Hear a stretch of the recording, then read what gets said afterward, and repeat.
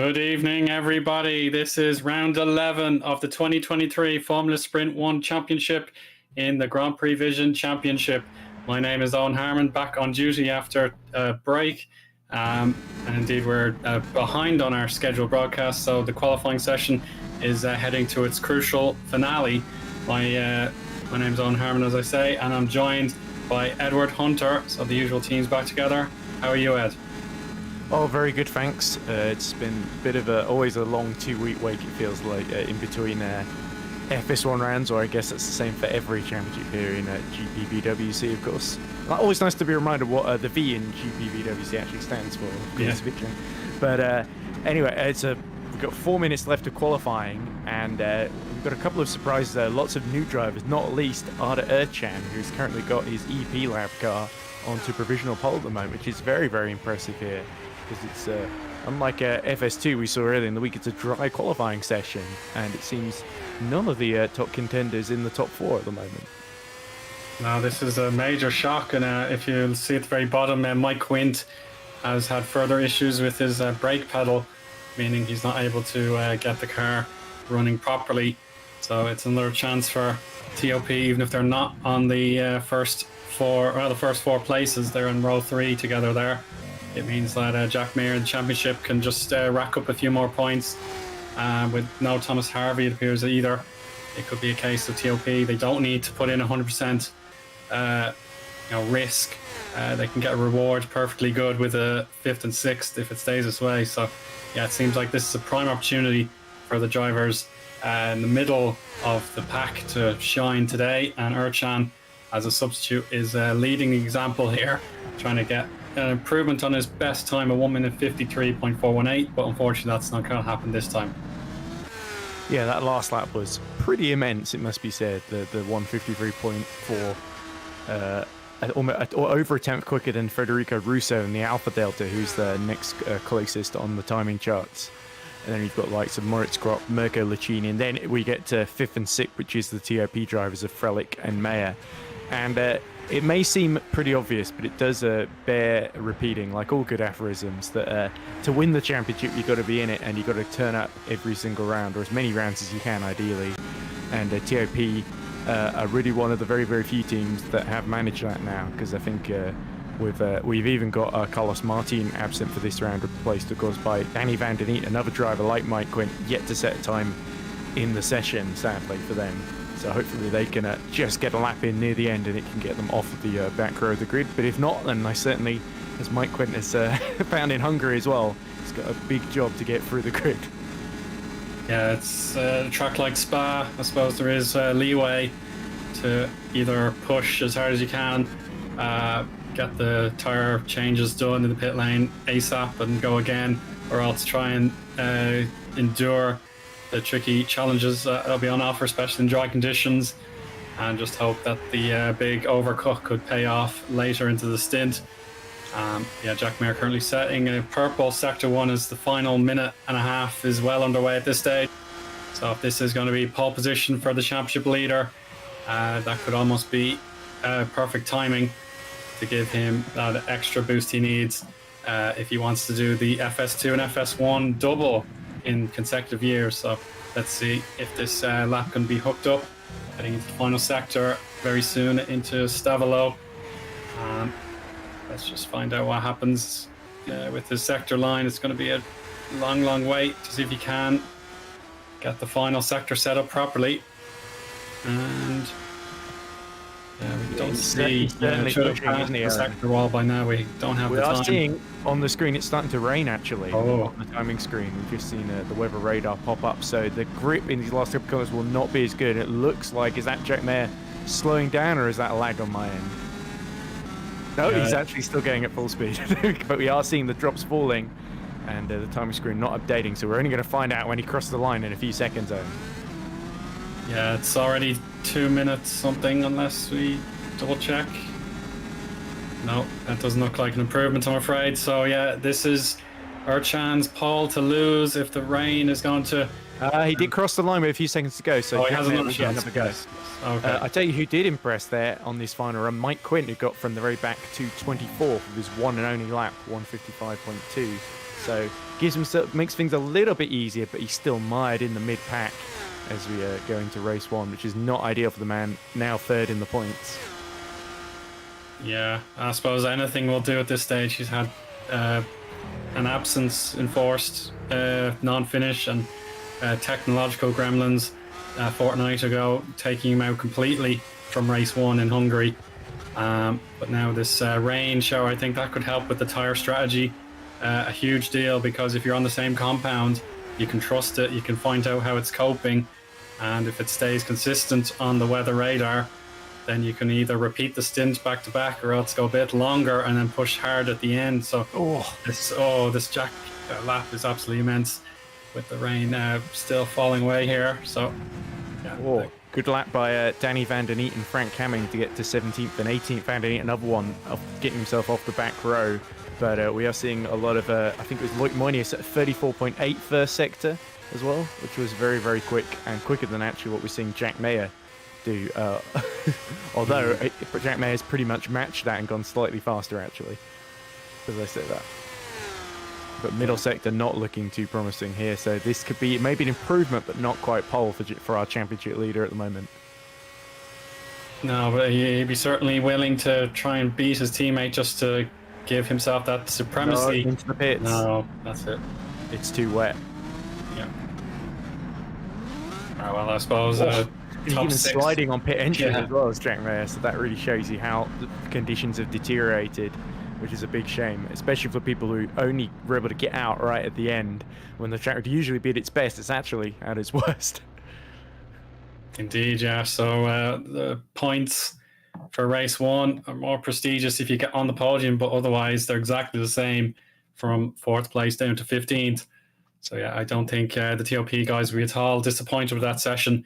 They've got through it unscathed, and they have a big advantage over their one rival in the session and the others who are absent. So let's review our qualifying session, starting with the pole sitter Arda Erchan, putting in a magnificent lap time for EP Lab. Federico Russo, in a similar vein, wants to get himself raring to go now in P2, with Mart's Crop for the recently established Lunark team in P3, and then another superb result for Alpha Delta in Lucchini in P4. The aforementioned TOP duo 5th and 6th, Freilich ahead of Mayer. Maciej Hilla has 7th place ahead of Amari Watson, Chris Butcher, and Matthias Zabinski for the top 10. The drivers in the points-paying positions are Vincent Gutt, Matthias Gazowski, Philip Koenig, Noah Tuomela, and Yassi Latanen. So 2 Frislands there, actually. That's heady days for them. Patrick Magnussen, Frank Hamming, Danny van der Neet, Jan Dragoon, and Loic Munier are the top 20. And rounding down the 29 entries, we've Wopke Hoekstra 21st, Jan Stroka in 20th, Skjorka in 22nd, birthday boy Menno Klant 23rd, so happy birthday to Menno. Christer Svilo 24th for Rowan GP, and Mike Quince getting a lap time set despite the pressure on him to do so with troublesome brakes. He's P25. Perseus Miram and Levine Kishore, the Pixlay teammates, 26th, 27th, and then Juanma Fuentes and Scott Maris are the final drivers, 28th and 29th. Yeah, with that enforced delay to the broadcast, we're hopefully all sorted and ready to go here at Spa-Francorchamps, the 7.004 kilometer long circuit, 22 laps, which is 50% of Super League race distance, and then 15 laps for race 2. It could be all on the line in this mixed weather condition. So the warm-up, there'll be absolutely no need for a commercial break. This is going to be a really important session, Ed. As the rain starting to fall, this creates a huge dilemma because we don't know what tyres they're going to pick for the start, and we don't know even when the race starts if this is going to stay as is or it will quickly dry up. So because the track temperature is still 37 degrees at the moment, so the rain, will it settle on track? Will we start to see rooster tails pop out the back of these cars and visibility plummet? That is the big question, really. Important question. So yeah, we'll see.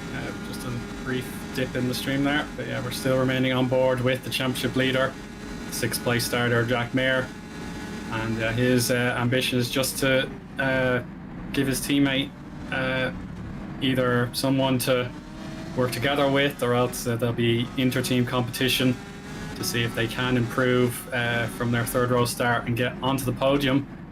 Yeah, I suppose the key objective is just to stay in the points regardless of what the weather has in store for them. Oh, there's a big rooster tail now, very sideways.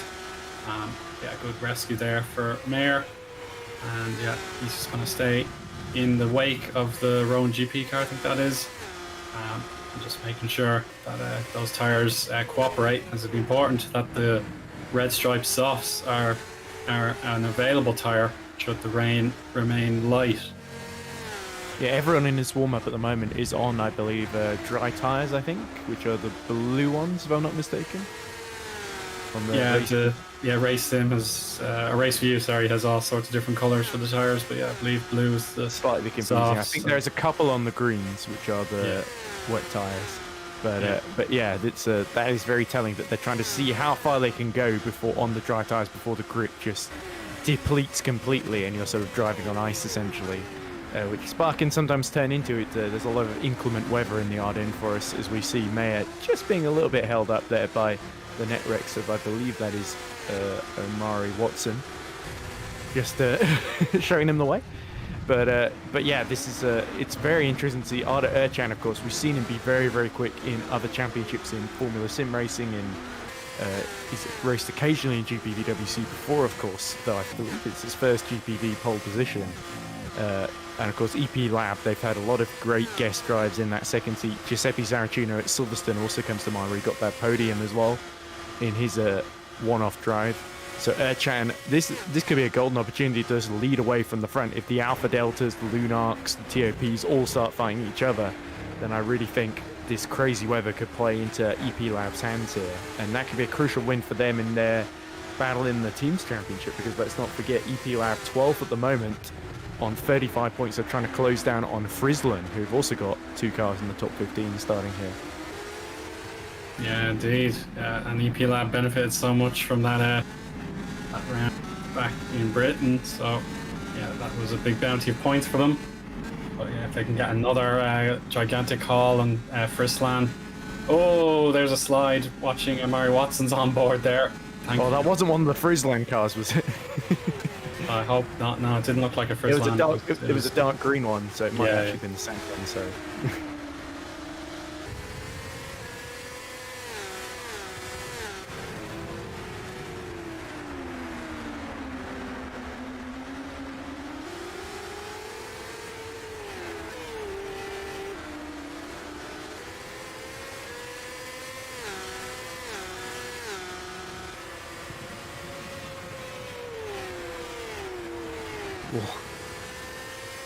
Oh, and just look at how much off track they're going through Pujon there.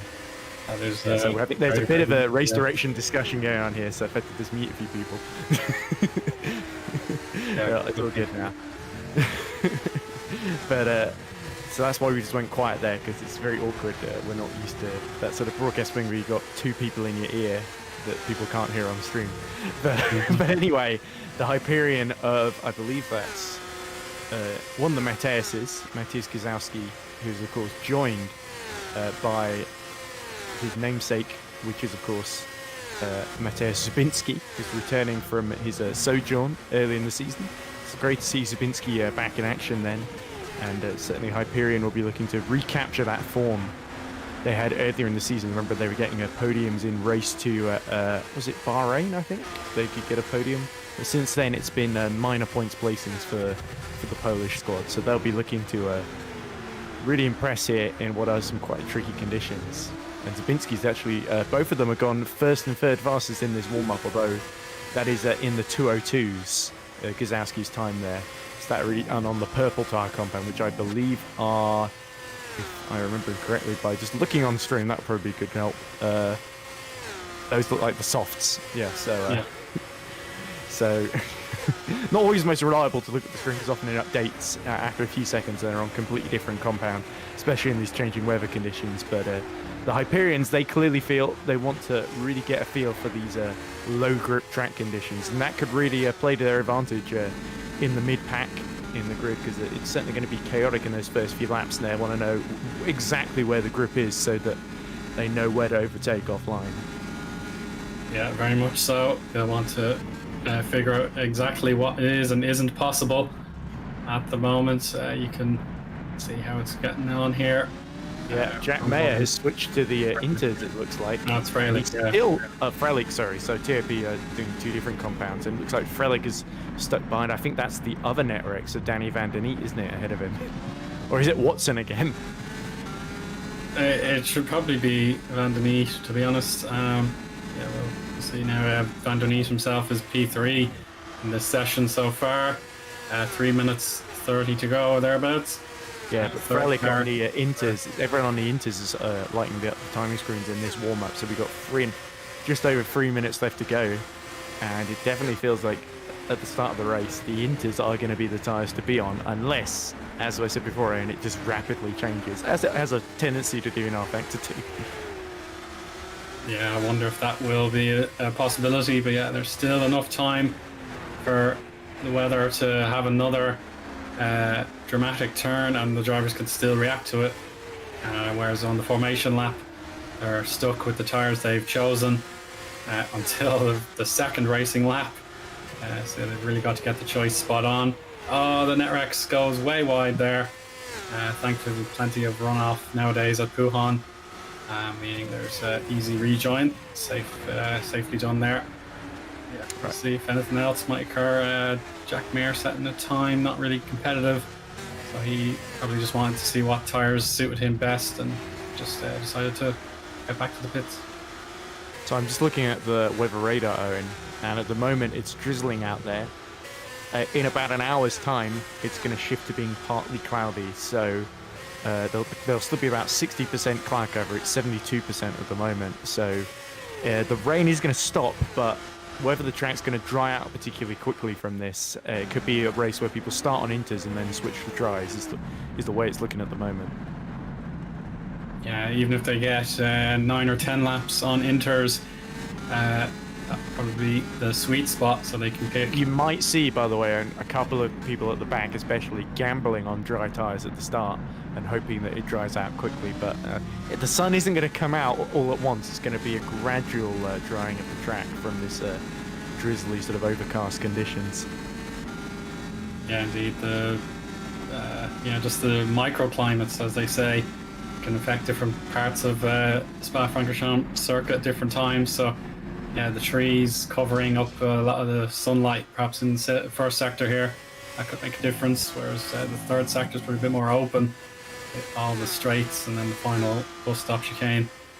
So yeah, that could also be a factor. But yeah, the drivers at the back, we know, I've seen Alex Lahoo in the chat and he's saying, I can't believe the one race I'm not at, the qualifying session, was as wild as it was. So yeah, I suppose drivers who maybe weren't so happy with how the dry running went, they might feel, okay, I can stick with slicks and I'll throw my best dice roll at it and see what happens.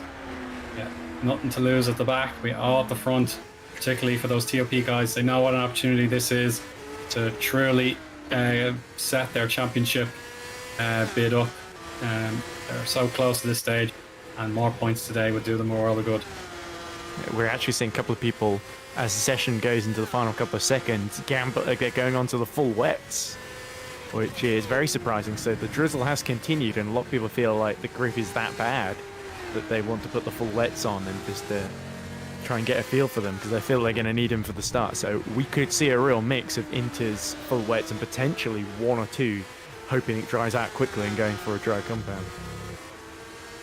Yeah, that could be the safe strategy, just making sure you can get through the first few laps in this drizzle. It is a long track. You have to go a long way to the pits if you're on the wrong compound. Yes, 7 kilometers. It's going to be painful for everyone that gets it wrong, and very rewarding for those that get it right. Oh, absolutely, yeah. This will be final flying laps for everybody. The timer has hit 0. Perhaps since the drivers are now being told to slow down into La Source to make sure there are no silly accidents as practice is over. The view now. Let's see what Federico Russo can do. He has that fantastic qualifying to look back on. Nearly got the pole position. Yeah, Alpha Delta will be G'ing their drivers up. Just make sure they both cooperate at the start. Make sure they keep their noses clean. And from then on, they'll be allowed adapt to whatever happens. I know that's one thing to get out of the system right now. It's a very sloppy and achingly slow motion spin there. Yeah, absolutely. But that is exactly why they gamble on all these different compounds in these changeable weather. But as you say, for the Italian Alpha Delta squad with its two Italian stars in Lucchini and Russo, this is a big opportunity to score points for them as well, because in the Teams Championship, Alpha Delta are 8th at the moment and only 24 points behind HGP, who of course represented by Rupke Hoekstra and Frank Hamming, of course. So that's a crucial battle for them in terms of their own personal stakes, with Rhone GP about 11 points further back. In fairness to Frank Hamming, the amazing form he's been in for the last 2 months or so. He's been gathering top 10s all the way throughout those rounds. So yeah, from a high of 4th place 3 times, particularly the Canadian and British rounds, he got a very good double there. And then he's rattled off more top 10s. So if Frank Hamming wants to prove himself as a bit of a, I suppose, a messing around spin that wasn't that serious. So yeah, Frank Hamming, kind of under the radar, but he's still in with a shout of catching perhaps Carlos Martin today, because he's obviously not around for this round. Yeah, and what you saw there with the TCS off car, which I believe was Loic Moynier, was that the sun has come out now. So the rain has stopped and he was on the extreme wets. So that was why he had no grip for Eau Rouge and down the straight at Raidillon and Kemmel Straight, essentially. Yeah, that certainly brightened up quickly, and that is perhaps the catalyst to some drivers probably thinking the Inters won't go much longer than 4 or 5 laps if it stays that way. But yeah, this is their final call. They've got to be summoned to the grid now. This is the race director's call to get everybody onto the circuit. And yeah, I see intermediates, so hopefully that remains true as the warm-up lap for the formation is about to begin.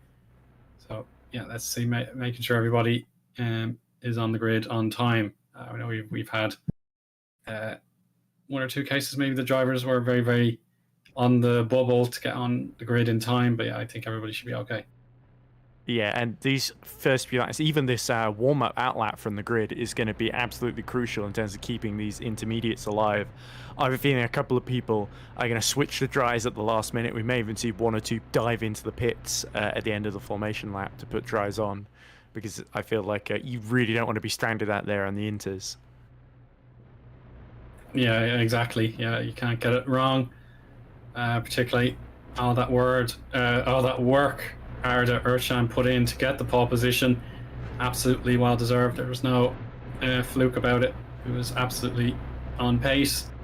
And now he has been released. So now we can review the grid one last time. We'll make sure we watch those tire compounds to see how everyone is faring. But here we go. Starting from the pole, it is Arda Erchan for EP Lab, with Federico Russo leading the way for Alpha Delta there in second. Moritz Kropp P3 for Lunark, and Mirko Licini also for Alpha Delta in fourth. TOP duo led by Shimon Frelich is fifth, Jack Mayer sixth, Maciej Hilla seventh, and Amari Watson in eighth. The top 10 for the moment is Chris Butcher ninth, Matthew Savinski 10th, with Vincent Gutt and Matthews Gazowski just behind. Philip Koenig, Noah Tuomela and Yassi Latanen are in the points-paying positions, but Patrick Magnussen for Build Sim will want to say something about that in 16th. Frank Hamming there, who we mentioned is a very consistent driver, P17 so far, with Danny van der Niet subbing in for Carlos Martin in 18th, Dragoon and Munier 19th and 20th, Wopke Hoekstra, the other HGP, is 21st, Jan Sikora P22, Menno Klant, as we mentioned, the birthday boy, 23rd, and Christian Silvio 24th. Mike Quint will have work cut out for him today, 25th, Perseus Miram 26th, Levine Kishori, the other Pixlate car there, with Juanma Fuentes, and finally Scott Morris in 29th and last. So just one actual vehicle is missing from the grid today, so that's a really good turnout.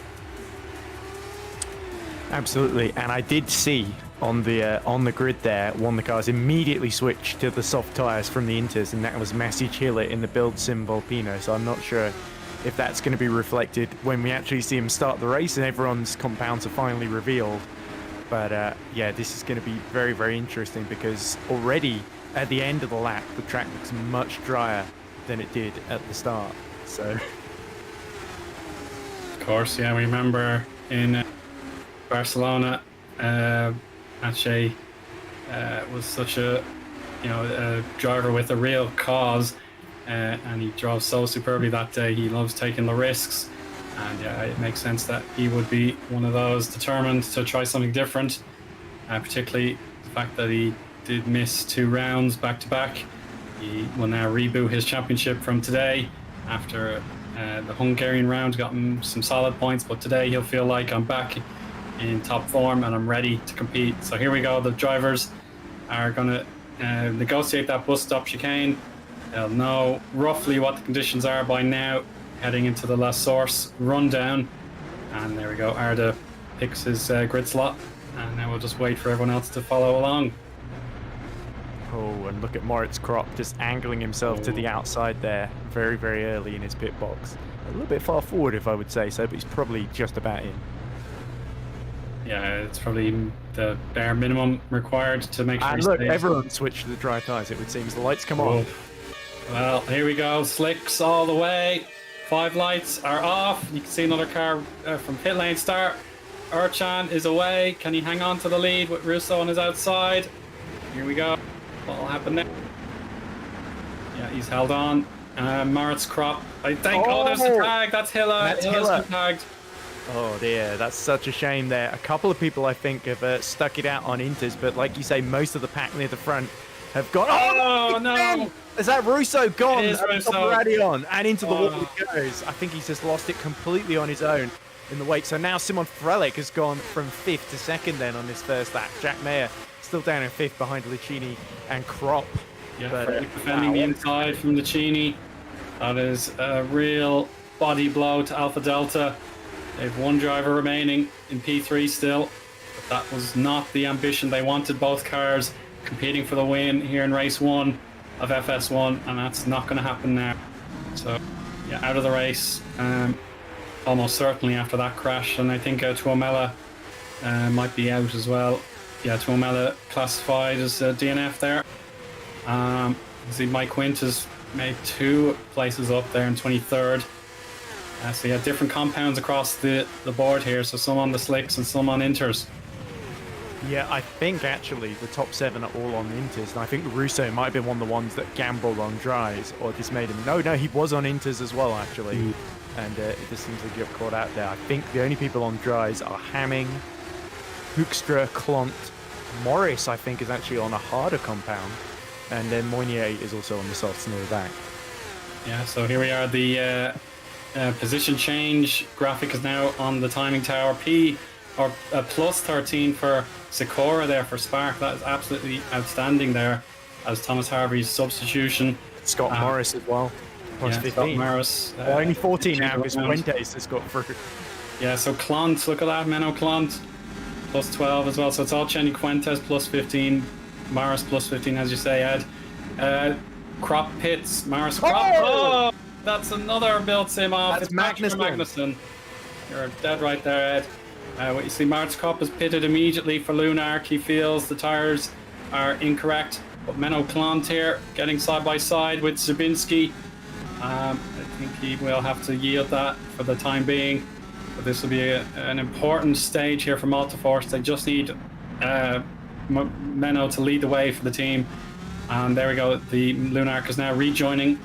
And P10, that's not at all bad, to be honest. So if this tyre change has worked, then Moritz Kropp will be back in contention before you know it.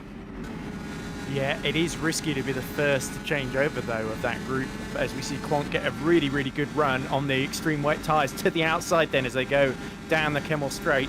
And looks like this time he is going to be able to snatch that 8th place from the Hyperion driver. So Zabinski a little bit exposed, but we're seeing 3 different compounds here because Krop on the fully warmed up soft tyre is going to be absolutely pushing to clear both of them as soon as possible. If he gets held up, then he's going to lose position relative to Licini, Meyer, and the people he was fighting with. Yeah, we'll just have to focus what we can see in front of us for the moment. There are just so many drivers in the pit lane. Oh, look at how much the extreme wets are struggling at this middle sector here. Yeah. If the Inters on the Hyperion just flew through, that's Zabinski back up to 8th then, and now Krop being held up by Menno Klomp. Yeah, Krop will probably take his chances by the bus stop chicane. If yeah, you can see now the Multiforce is understeering horribly. This will be the campus section now. Stavilo is coming up next. This will be a good corner for the slicks to be put to its test. Now this is likely the position that it's needed. But oh, look at this from behind the Lunac driver. It's Juanma Fuentes, who's made an exceptional rise up the grid as well. Urchan, a very relaxed run for him so far. He's keeping Freilich half a second behind. The strong lap time last time around. Down the inside goes Krop. Oh, it's not going to work out though. And Fuentes, will he be able to get a launch before La Source? Yeah, he's going to be wing to wing there for a brief moment, and he sees an inside line open, but will it be closed before he knows it? Oh, he's hung it around on the apex beautifully. 2 wobbles, but they're both on the power again. Maciej Hilla, who's got a bit between his teeth now, he wants those positions back that he lost. Oh, it's coming into the side. Oh dear. Oh, and that's Fuentes and Hiller making contact then at the bottom of Eau Rouge, and that could have ended in a huge disaster there, so well done to both of them for collecting themselves up. But you see, on all the run down that hill, the advantage of the soft tyres on Moritz Krop's car. Round the outside of Menno Klomp he goes, and into 8th place he is now. Now he's got to catch up to Zabinski, so crucial move for Moritz Krop's race. But now it's a Freilich that snatched the lead from Arda Urchan up front. So a big mistake from Arda Urchan, who was setting fast laps of the race, but now it's Freilich that is controlling the pace by about half a second then. So all the guys on Inters are starting to fight each other. This is starting to creep into Moritz Krop's hands here. Yeah, and after the hat-trick of victories for Freilich at the start of the season, he has not won since Bahrain.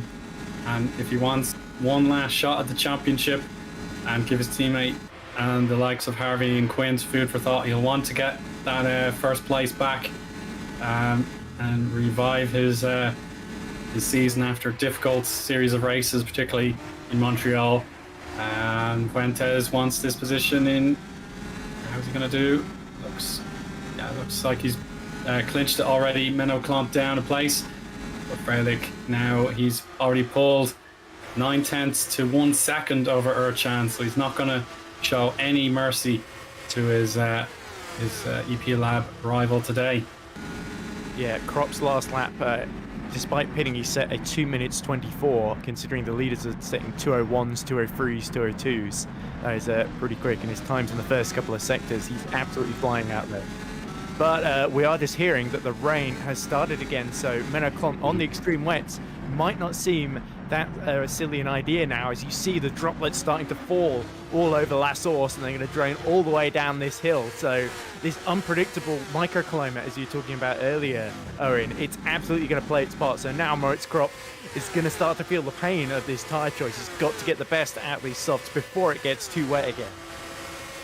Yeah, and chat are probably thinking, what would I do in the driver's scenarios? Moritz Krop, though, is not deterred. Oh, now he is a little bit. Very wobbly moment there in the Lake Home. Thankfully, he responded with the counter slide and will carry on. But yeah, the Lunac team will want to make sure that their driver in the point at the moment, with Chris Butcher currently 21st, possibly out of the race at this stage. I'll have to double check that. So yeah, the job for Moritz is to stay consistent, stay aware of his surroundings, and keep those slicks nice and hot while the droplets of rain are currently falling. Yeah, we got comments in the chat. Davidian was cheering on Moritz Kropp, saying, "Come on, make it work. This is a brave strategy." And then suddenly the rain started falling. And went, "Oh, Lunark got caught," which is quite that could well end up being the story of their race. As we look at Zabinski desperately trying to hold off Messiage Killer, who still looks very, very fired up. As we see somebody making a pit stop near the back of the field. I think that's Svillo, yes, Krista Svillo, just switching into Zagem, coming out just in front of Omari Watson then. So we're seeing the top four actually are all setting purple sector times then. So it is Frelick pulling away from Erchan. Erchan still set the purple middle sector on that lap, as they're all in the 201s in the top 5. So that shows you how absolutely close and on a knife edge things are right now. Yeah, and a lot of mental arithmetic has had to be done, and it's still only the 5th lap. And Licini gets through. Wow. So Licini passing Erchan, so Arda Erchan is inexperienced with the FS1 car in these very tricky conditions, starting to bite him. So we see one of the back markers getting well out of the way there. I believe that was Perseus Miram in the Pixel 8 car, just trying to make sure he didn't get collected by the leaders. But yeah, clearly Perseus Miram is on the wrong tyres right now, and we see the leaders desperately trying to lap this traffic. That's a Hyperion ahead of Licini now, so Frelick is trying to negotiate without being caught in the traffic and losing time to the people around him. Yeah, this is going to be really, really challenging now. They don't expect, like you never anticipate on a normal day that lap traffic would happen at the 7-kilometer track in just 5 laps. This is far from an ordinary day. And with Guzovsky just trying to mind his own business here, he wants to give a challenge to Omari Watson, but the blue flags order the 2 of them aside, and thankfully they both respond, even in this really dangerous sector of the track, Blanchimont, and just afterwards as well. That can go badly wrong if you're not paying attention. So yeah, it's almost impossible to follow along, as we have drivers like Philip Koenig doing an outstanding job in 6th. He's cutting through the 16th or the 18th place driver, and he's going to chase down the 17th place driver while he wants to improve his tally for the day. Yeah, and remember, Friesland are in that big battle with EP Lab in the team's championship, and Koenig will know that just in front of Vincent Good, in front of him, just in front of Jack Mayer, is Arda Erchan, so he wants to get as close as he can, lose as few points as possible, because remember there's the second EP of Fuentes down in 12th, also looking to get points today. So it's all on Philip Koenig, who, as you say, is doing a superb job for his team and is right in the slipstream of Vincent Good. And in the DRS zone, DRS still open then, as the track isn't fully wet yet. And is he going to get a run on the inside? No, not quite close enough then, as they go into Lecum. Yeah, I've just seen a photograph of what happened on the run down to Eau Rouge on the first lap. There was a massive pile-up akin to the 1998 Belgian Grand Prix, and that has brought an end to several drivers' race 1. So yeah, that probably explains precisely what happened. You can see Magnussen out, Russo out, that sort of thing. Dragoon and Tuamela suddenly involved yet. We'll have to summarise what happened at that stage at the end of the race, because Chris Butcher has the fastest lap, and Jack Mayer is on the hunt for a podium, as Erchan cannot quite follow up that pole position. And crucially, it stopped raining now, which is brilliant news for Lunark and Moritz Kropp, who's struggled to hold on to that 8th place as conditions deteriorated. Now the sun is out, it might go back into his favour there. He's still, him and Frank Hamming are the 2 highest. Frank Hamming, of course, started, I believe, on the red tyres, which I believe are the mediums, Kropp's on the blues, which I believe are the softs. Everyone in front of them is on the inters. Yeah, this is very important, particularly if Frank wants to get that crucial win that's probably been out of reach for him all season long. Trying, but yeah, those points just, they're safely in the column each and every week. For Frank, if he wants to do better than he did in race 1 in Germany, we remember that was our debut event together, Ed, and it was absolutely drenched with rain. So yeah, it could be a case Hamming. I believe I made a mistake there because I'm hearing that Hamming and Menno Klont are both on the same tyres, which are the wet tyres. So actually, there are a lot of reports saying that Hamming and Klont's tyres look in awful shape at the moment. So expect Moritz Krupp to close that 7-second gap between himself and Hamming very quickly as we see Svillo into the pits once more to get off of the intermediate tyre. So a lot of people making multiple trips very close together as the weather keeps changing. But it's sunny now. Will the rain come back? We don't really know yet, Eoin. But I have a feeling it's probably going to be dry to the end. But I could well be wrong on that. Yeah, quite possibly. But that is, it's Freilich who will have the flexibility with that 1.5 second advantage over Lucchini. Obviously, if the driver's behind, they usually have an advantage if the weather changes. You don't want to give up the lead and risk losing everything, whereas in second place and below you can probably have that extra bit of time to think. But at the moment Freilich is absolutely loving these conditions and he's gaining even more time.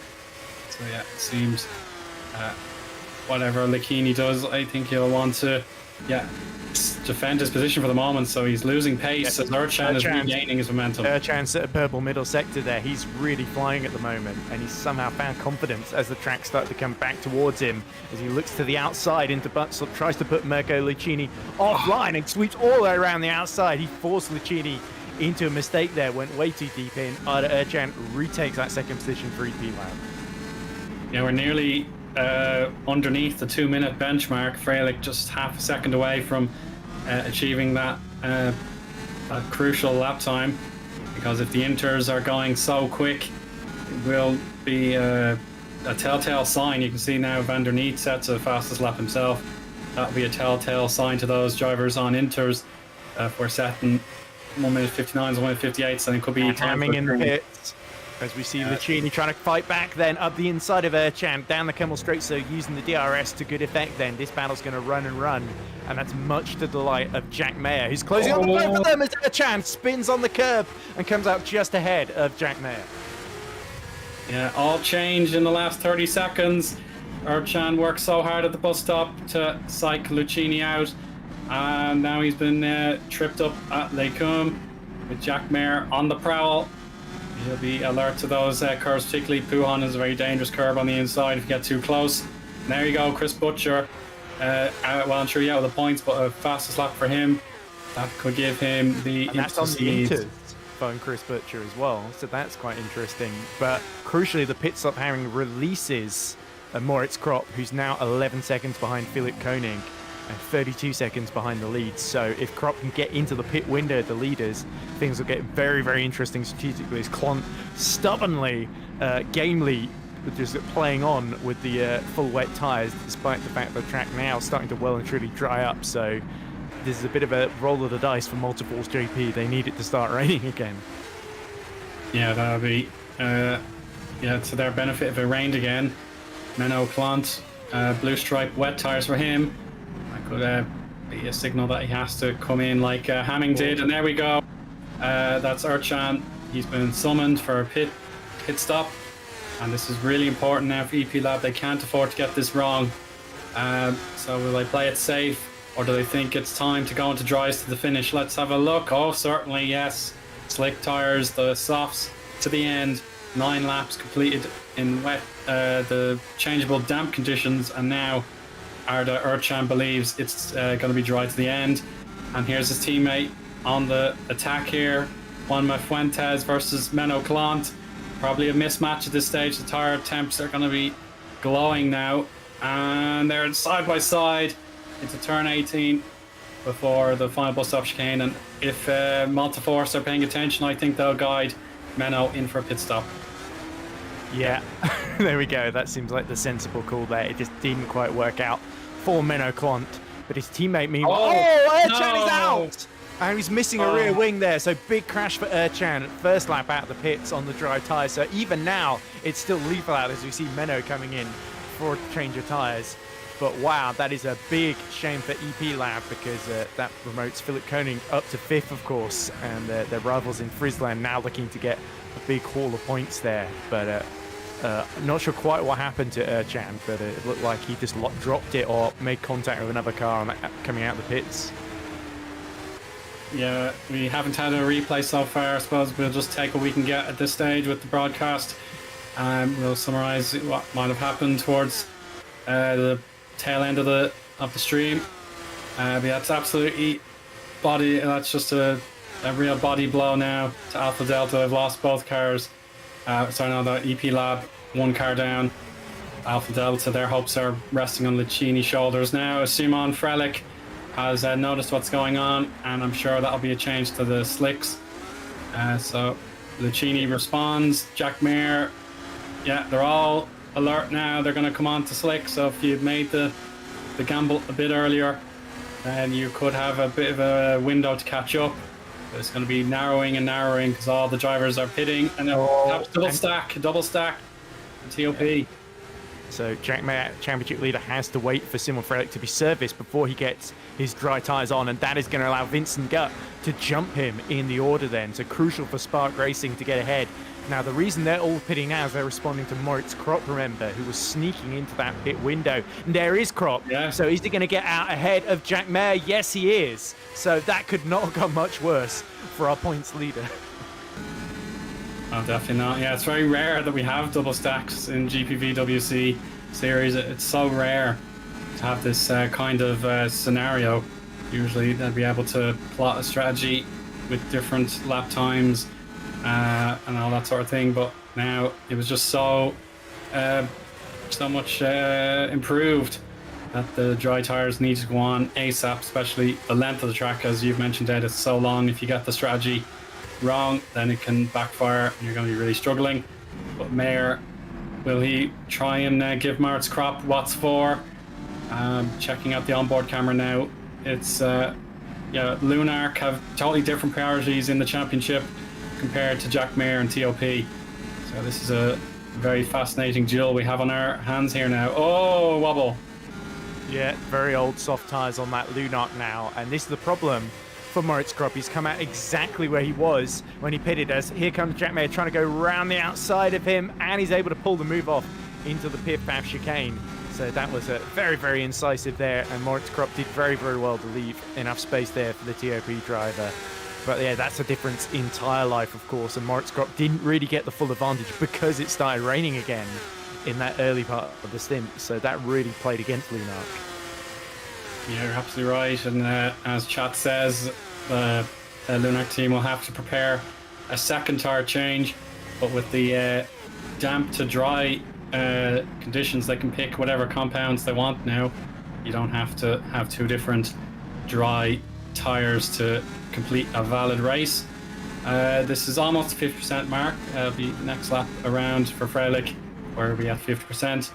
Danny van der Neet here in 17. His slick tyres hopefully working as planned after a brilliant lap time at 1 minute 58.4. Yeah, it could be a case that his tyres mightn't make it to the end. Zabinski, very late call here for Hyperion, get him off intermediates. So perhaps they feel he'll play it safe and go on to the mediums, perhaps. Let's see what he does. Yeah, another driver that switched to the dry tyres very early at the end of lap 1 was Mike Quint, and he is also in the 159s right now, absolutely flying out there to try and get into the top 10. So despite qualifying, was it 18th, 17th, Mike Quint has really started to gain ground in this race now. Oh, he was worse than that, Ed. It was 25th. 25th, that was it, wasn't it? Yeah, because he did get knocked down. But look, almost everyone in the field has made at least one stop. Gazowski, one of the ones who's made two, along with, I think, Netrex also have forced themselves into a slightly awkward strategy here with both drivers. But Van der Neet, as you say, setting fastest laps of the race was exactly what he needs to do on those dries. That was done before DRS was really required. So Zabinski, yeah, now that he's back onto a fresh set of tyres, I suppose he just feels like I'm not able to get the temperature going just yet. Whereas Sikora, he pitted a lot earlier, and he has those tyres in peak condition at this stage. Yeah, Spark Racing, they've one up and possibly one down. Vincent Gutt, he has defensive work to do now. We know how strong a driver Vincent is. He's always in the points, with the exception of Australia, back in March, I believe. So yeah, we can hopefully see what happens now. Vincent wants to get himself a podium result for the first time all season. This will be a prime opportunity to do it. But Mayer, fastest lap. And remember the brilliant defensive job that Vincent did for his teammate Thomas Harvey in race 2 in Hungary, where he held up those on the faster, softer tyres, which enabled Thomas Harvey to just hold on to victory from, I think it was Jan Dragoon in the end. So that really shows you how vital it is to have a teammate that can defend, and especially with Thomas Harvey, he needs to keep Jack Mayer at bay for as long as possible. But with the DRS, is there anything he can do? It doesn't look like it, as through goes Jack Mayer onto the podiums, and that's TOP's first and third with Lucchini in between. Yeah, Mayer now, he's found that temperature cycle he needs. The tyres are very much on side with him now. And Mike Quint again, so yeah, he's got a real bit between his teeth, and obviously reverse grid has a random draw, so he could be in contention to get his number chosen, and then he'd be on pole for race 2, which would be a superb recovery drive for him, as we saw him struggle with his brake pedal, and he tried to spend his 2 weeks fixing it, and it did not work until the very last moment, and here he is now, P10. So yeah, Mike Quint, he knows his championship is hanging very, very loose now after 4 races without a finish. So 5th, now that he's back and fully committed again, he will need every point he can get. Yeah, and I just see a comment in the league chat from Top Tom 53. I don't believe it's Thomas Harvey, but it might be. He says, just join the stream and Vincent's P3, let's go. oh.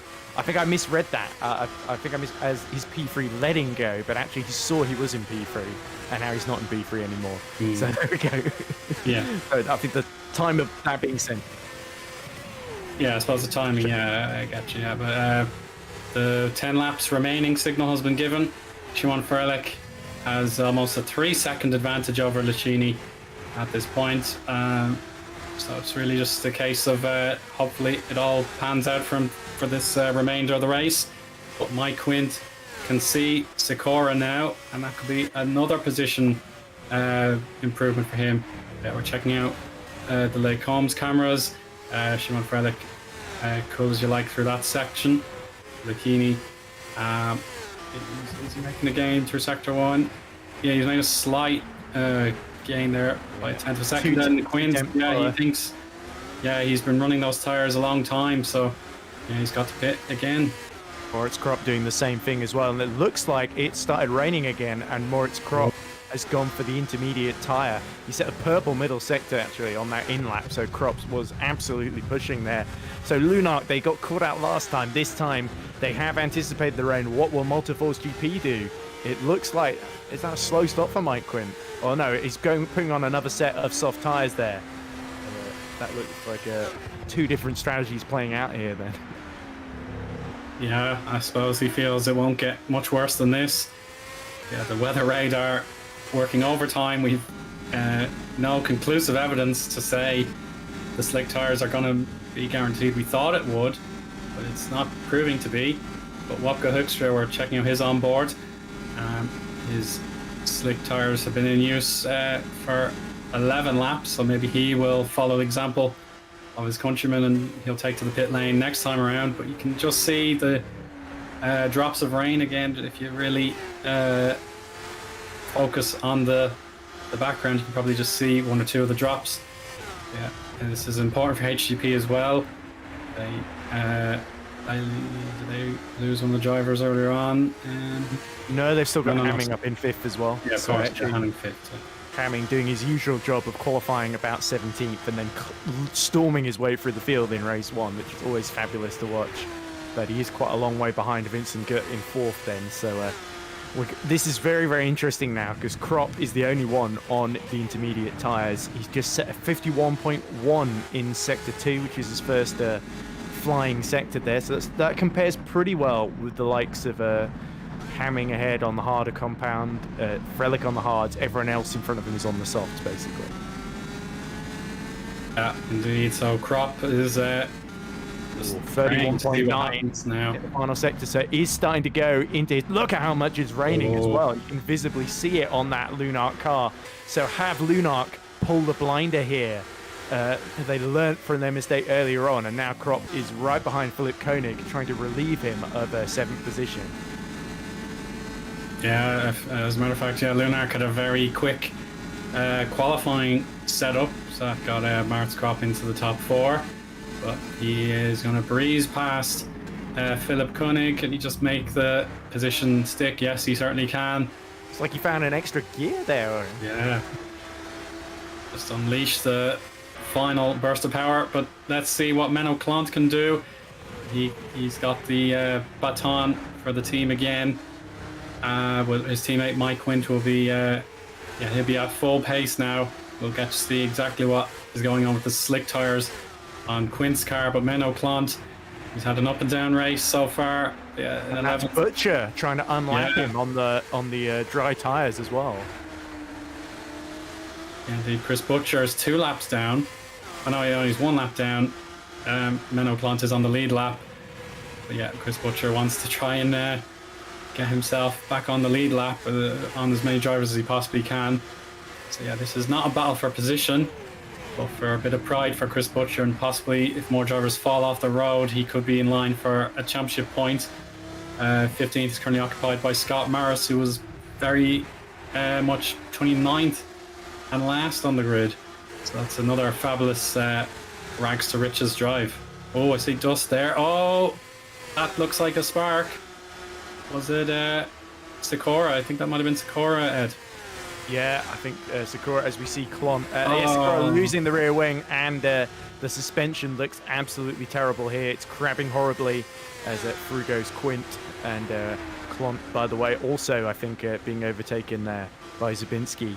So Menno Clont, I've got a feel for him, because early on he was on full wets in the dry. Sakura loses it on the runoff outside of Blanchimont, but somehow there's a 360-degree pirouette, and so that shows some excellent car control, if nothing else, in difficult circumstances. But that is bad news for Spark in the Teams Championship, because Sakura is going to struggle to get that thing to the end with 7 laps remaining. Yeah, it's going to be brutal. He is representing Thomas Harvey today. Harvey left Hungary in a great mood, but unfortunately not able to follow up with any more points now that he's absent. But yeah, Sakura just needs to get the car serviced, and maybe go on to intermediates and just try and nurse it to the finish, and maybe hang on to perhaps the 17th or 18th, depending what happens. But yeah, Menno Clant now in the top 10, but he has ran slick tires for 6 laps at the moment, so he has to hope the rain does not worsen. Yeah, Mike Quint, you can see he is quicker than his teammate by quite a margin, but the gap is still 7 seconds between the two of them. Yeah, Lucchini has started to close inch by inch towards Frelick on the softer compound tyre as the rain has started to fall. But Krop is the one you really got to be watching out. 159.8 last time around. So he was faster than everyone in front of him, but only by a couple of seconds. He needs for it to continue raining, and continue raining harder in order to close the gap to Hiller, Hamming ahead of him. Because if he can do that, then he could potentially get through. It's Hamming now coming in for a second pit stop. And Hiller as well. Oh yeah, this is really important to see what they choose to do. The driver is not quite able to... Oh, look at Lucchini just squirreling all over the place. Is that looks like one of the... That wasn't on the Hyperion. Sorry, no, Frisland, sorry. Frisland, yes. I was trying to remember. What's the patchwork livery again with the big pastel colours? Of course, it's the Frisland, yes. Yeah. Oh dear. But I'm sure they won't be happy about that. That must have been Koenig losing it out of Blanchimont, as in comes Menno Clant then again, and in fact that's Chris Butcher as well, switching to Inters. And Hiller is actually going for the full wets, interestingly. So that's very pessimistic from Build Sim Volpino. Yeah, we know what kind of... Oh, look at this. Lucchini is right on the back of Frelick for the race lead now. What an opportunity this is for Alpha Delta, as it looks like Frelick is really starting to struggle with the conditions deteriorating. Oh, yeah. Get that car into the pit. he's on the mediums compared to the Lucchini on the softs. So TOP must pit. They've no alternative. They've got to get him in, as they do. So this pit stop needs to be squeaky clean. No breaking the speed limit. No nothing. Just get it in. Jack Mayer is about 4 seconds. Actually, he wants to carry on. No double stack. Repeat again here. So now we'll see what happens. We now have to see what Jack Mayer does, and he has to probably wrap his car in cotton wool and just do not crash in the worsening conditions.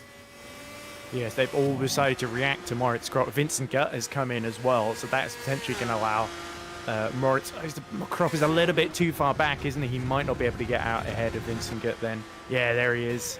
So unfortunately, despite that pace, because of the strategy he did with the extra stop, that is cost him more time overall in the race then. But Krop has still done superbly, I think, to recover up to 5th and sort of force Hamming and Hiller to pit ahead of him. Yeah, the Lunark team will be ecstatic with that. Not as ecstatic as TOP running 1-2 at the moment, but Mayer, he needs it to dry up now because he's in real trouble here, because when he pits, he's going to go back into 4th. Yeah, it's about a 20 seconds pit lane length. It's not a very long pit lane compared to other circuits we've been on this season, but yeah, the fact to be stationary for 4 or 5 seconds after that, you're 25 seconds in pit lane, and then you'd be possibly challenged by Vincent Gutt, but you'd get ahead of Krop as long as he stays on the track. Yeah, there's no sign of any drying, but Scott Morris has crashed it possibly in the Piff Paff section you've mentioned. Let's see, wherever it might be. No, that's Lake Combe. Yeah, and that's what happens when you try and stay out on the dry tyres. So that is exactly what Jack Mayer is having to deal with right now. Big shame for Scott Morris in Santen now. And gutted for him. What a fabulous attempt for him in this first race as a substitution for Santen. So let's see what will happen next, because Lucchini on the intermediates, he's a bit slower compared to Freilich in Sector 2. Now we'll see. A huge moment into Radulon. Oh, how did he keep that out of the wall? That was brilliant car control from Philip Koenig, but another high-speed, scary spin. I think they need a change of underwear after that one. Yeah. First Land really don't want any more cars in the background. They want them firmly planted on the racetrack. Jack Mayer probably crossed the line again this lap. Yeah, he has actually decided to carry on here, Ed. So Jack Mayer not afraid. 2 seconds a lap faster though, with what's that, 4 remaining. So he's going to catch right at the end there at this rate, unless it continues to deteriorate out there. Yeah, that's going to be a double whammy, because A, he's already championship leader by quite some distance, and if he gets the winner's banquet of points, he'll be absolutely loving it. And then secondly, he'll break his teammates' heart, because he's been waiting and waiting for half a year just to get back onto the top step. And it would certainly put him firmly into the ranks of the support driver, as Jack Mayer want to say, I'm going to win the title now. There's nothing you can do about it. So if this gamble works, but at the moment it's failing dramatically in just one sector, Freilich nearly found another 2 seconds. Maybe it's failing in the banner for the win, but remember he was fighting to stay 3rd ahead of Vincent Gutt, and if he pitted at that point a lap later, he would have come out behind Vincent Gutt almost certainly. So at the moment, as long as he can stay on the podium here, it might be job done. As Hiller has come back in for Inters then, so the gamble on the full wets, it didn't quite work there. Hills and Belpino have backed out, which is probably sensible, but it's cost them. They've only just come out ahead of Menno Klont then. Yeah, I suppose, that's... So it's only Van Den Eet and Mayer that have stayed out on the dry tyres then. So they're having an absolutely horrible time out there, especially Van Den Eet down in 14th, struggling to stay in the points now. Yeah, he's already a lap down. His teammate is ahead of him on circuit, but certainly they're a long way apart now. But yeah, Menno Klont, it's very infrequent that he gets the better of his teammate, obviously with the exception of the recent rounds. But here comes Freilich. That should be a job done here. Jack will have to slot in behind and probably worry about Lucchini behind at this stage. I think Lucchini's going to come flying through as well. To look at the lack of grip and traction that Jack Mayer has on exit there. This is all about beating Vincent Gutt, who's another 12 seconds down the road from him at the moment. Yeah, this will be the battle for the podium. Through Radion they go. Lucchini should have this. Just pick a side and go for it. So Mayer picks the racing line because he doesn't want to be slip sliding on the damper portion of the track, whereas Lucchini can go out wider, kick up that spray with his grooved intermediates and take the position away. So he returns to his P2 that he feels he'll ride for the Oaks for this performance today. Wow. And if you look at Mirko Lucchini this season, he's never finished higher than 6th. His best finish was 6th, I think, in race 2 at Australia. Other than that, he's been sort of this gradual points finish. He's 11th in the championship, but this is going to be an exceptional result. And you have to say, Alpha Delta with Lucchini have called it absolutely right with the tyre strategy throughout this one. As here comes Gutt then, slowly but surely closing up to Jack Mayer, he's dropping like a stone at the moment. It's not worked out at all. Yeah, I'm afraid not. And there's still 3.5 laps to go. Yeah, 19 is nearly over, so 20, 21, and then 22. Moritz might get him here as well. Up the inside goes Vincent Gutt, and nothing. He's absolutely powerless. It is like an ice rink at the moment, and I think even Van den Eep might have to come in here as well. But he has got Sikora about 3.7 seconds behind him, so I think he might just try and press on. Yeah, he might want to feel he'll carry on and get 2 points. Yeah, we'll just have to consider what the drivers might do and speculate. Jack Mayer was 69 seconds that lap in the second sector. Everyone else in the 56s and 55s. That shows you how much time he's losing. Goodness gracious. But now we'll check in on board with Wopke Hoekstra. He is battling Philip Koenig for position. You can't say Hoekstra's put a foot wrong here either, but he wasn't really qualified in the points, I believe. I'll have to double check that. Yeah, he wasn't really about 19th or so gaining several positions and avoiding that lap 1 destruction derby. That has certainly got the drivers talking. That didn't manage to make it through. So if Hoekstra can get one more position out of this race, +9 there for Wopke. This would be a very mighty return here, and of course Hamming, one of the best drivers in race conditions as opposed to the qualifying. He has another solid haul of points in his grasp at the moment. If we're looking at positions gained, it's hard to look past Mike Quint, 26th to 9th, but of course. But yeah, as you say, some great stories there. Frank Hamming doing his usual Frank Hamming thing in tricky conditions of just finding a way to get himself up the order. And look at Menno absolutely pushing to keep the pressure on Massiage Hiller, but Hiller on slightly fresher intermediate tyres should have the better of him. And Jack Mayer still refusing to pit, so he's committed now. He's got to keep that 12-second gap. That was a 2 minutes 23 last lap round, whereas Moritz Kropp set 2 minute 06. I think surely Mayer, the best he can do here is 5th position, because Moritz Kropp is going to catch him before the end at this rate. Yeah, so we'll follow along through the campus section. Yeah, it's like he's on the speed limiter, 140 kilometers an hour. He's just trying not to crash, isn't he? That's just all he's trying to do. Stay out of the wall, exactly. Yeah, that is just so painful. The problem was if he was going to go for inters, he needed to commit much earlier, responding to what everyone else did. And now he's committed. He's like, if I pit now, I'll lose more time overall in the race. And he's right. Exactly, but it was Freilich who had track position. He chose to come into the pits, and after the double stack, that cost Mayer some time anyway. He probably didn't want to do that again because he's 4 seconds behind Freilich at the time of the pit stop, and he carried on. So unfortunately, it has not worked out. Yeah, if he can still get a top 5 out of it, that would be tolerable for him today. I'm sure with reverse grid, he'll have an advantage over his teammate from. If the right number comes up, he'll have a solid opportunity to make up for this race 1. But Menno Klons here, he has a chance to catch Maciej Hiller. It'll be a mighty showing here at the end. We'll see if there are comparable split times. And the other thing, Eoin, just quickly on Jack Mayer, is that he's got such a lead in the championship that he can afford to just roll the dice, hope that it suddenly stops raining and it all goes to his advantage. Because that was really the only way he was going to win today's race. As Moritz Krop now closes to within 3 seconds of him.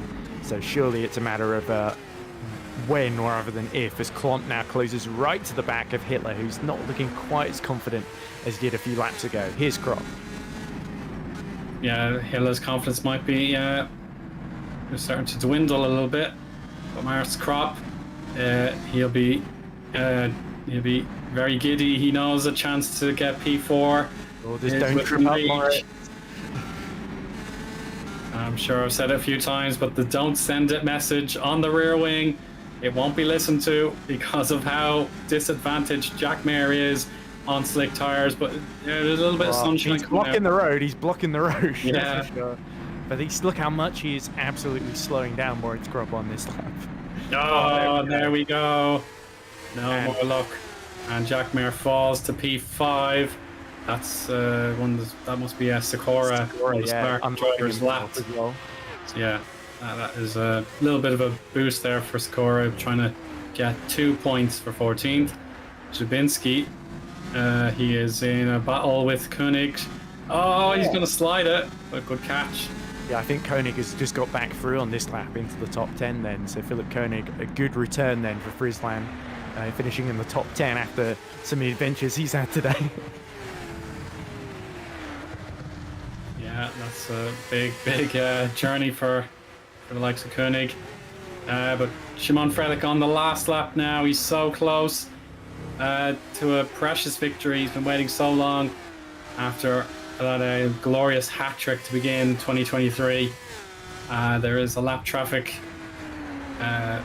Is the Netrex GP. It must be Watson or Van der Neet. Could be one of the other.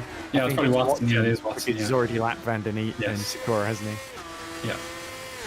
But wow, he's pulled the gap to Licini well and truly. So Frelick, the strategy played to his advantage. Once he got to the front, he was able to hold on, wasn't he? So he hasn't really put a foot wrong today. And this is going to, after getting back on the podium in Hungary, this is going to rebuild his confidence no end. Yeah, that is certainly the case. Menno Klont versus Mathieu Hille now that they're beginning their final lap. Yeah, you can see Mike Quint in the background. He would dearly love a chance at battle with his own teammate and the Build Sim Volpino driver. I wonder if there might be multi-force GP team orders here for Mike Quint third in the points to limit the damage here. Yeah, we'll have to wait and see, but it wouldn't be a popular choice if multi-force did it, even though it makes perfect sense for... Well, they might not have to, because Hiller went all off track at the top of Radion, and Menno Klont's going to go through around the outside then. At Lecum, they're still side by side, but Klont is ahead then, so that's extra points for Multiforce GP in the team's championship. And there we go, it's across the line. Szymon Frelick wins for the first time since Bahrain, and that will illuminate his championship bid once more. But Mirko Licini, P2, a long wait for him also to get a bounty of points as well. Vincent Gutt should be across the line as well for the podium. Zabinski's battle carries on, and there we go, Vincent Gutt has crossed the line. Moritz Krop with the lapped Sakura following his shadow. That'll be P4 and another amazing result for Lunark. Hamming has beaten Mayer. Yes, there we go. We can see P5. Another excellent result for Hamming. And there we go. Mayer will be just behind. He's survived. We'll just say survived on slicks to the end. Well, if you're thinking from a certain point of view, Jack Mayer only really need to beat this man, Mike Quint, which he did, even with that decision to stay out, which probably lost him a possible chance at finishing ahead of Vincent Gutt on the podium. So I don't think Jack Mayer will be too distraught with that, although obviously it must hurt. But Mike Quint is going to have a last-ditch attempt to try and snatch a position from Hiller, who defends up the inside. There we go, and forces Mike Quint offline. So that was very, very aggressive. Elbows out from Hiller there, but it's Klont that will take 7th ahead of the pair of them. Yeah, so I think Multiforce will be very pleased with that outcome in the end. Certainly they were at a very tricky spot, but Philip Koenig gets another morale boost for Friesland. Jabinski crossed the line 11th with Hoekstra not quite able to make that final gain. He did nearly clatter into the side of Zabinski did Hoekstra at Lake going off through the chicane, which was quite lucky to avoid disaster. But there we go. Can't say he didn't try and get that 11th place. Yeah, and there is an absolute queue of cars that will need repairing for race 2. There are DNFs down the line there on the timing tower, so we'll discuss those in the post-race summary. Yeah, it seems like those drivers have been put through an almighty test, and it's only the first portion of our coverage here for FS1. So there we have it. They're gonna have a few minutes to cool down and try again with race 2, and this weather, goodness knows what's gonna do next. Seems at the moment it's going to keep raining, Owen. But wow, some big stories there. Lucchini getting his best ever FS1 result, I believe. Vincent going back on the podium. Frelick getting back into the winner's circle. I'd say Krop getting that brilliant result. Mayer with that gamble at the end, not quite paying out. Motorforce GP getting 2 cars in the points for the first time in a while. Netrex really fumbling the strategy side. I think Van Den Eet is still finishing the race, or did he finish a lap down, I think, but already, and just coming into the pits now. But wow. That was such a tricky one to read, wasn't it? And so many got it wrong, with only 16 finishes. So everyone apart from Juan Fuentes gets finishes with some points, I think. So EP Lab, after a promising pole position, they're not even going to get any points from this one, unfortunately. I did not know. Yeah, I suppose this is our chance just to summarise the race one last time. So Frelick was the winner ahead of Lucchini and Vincent Gutt. Krop, Hamming. Oh. You still there, Owen? Oh yeah, sorry, yeah. I suppose we have one driver that hasn't crossed the line yet, I believe, so that's why we can't have the results. It's Gazowski, isn't it? Yeah.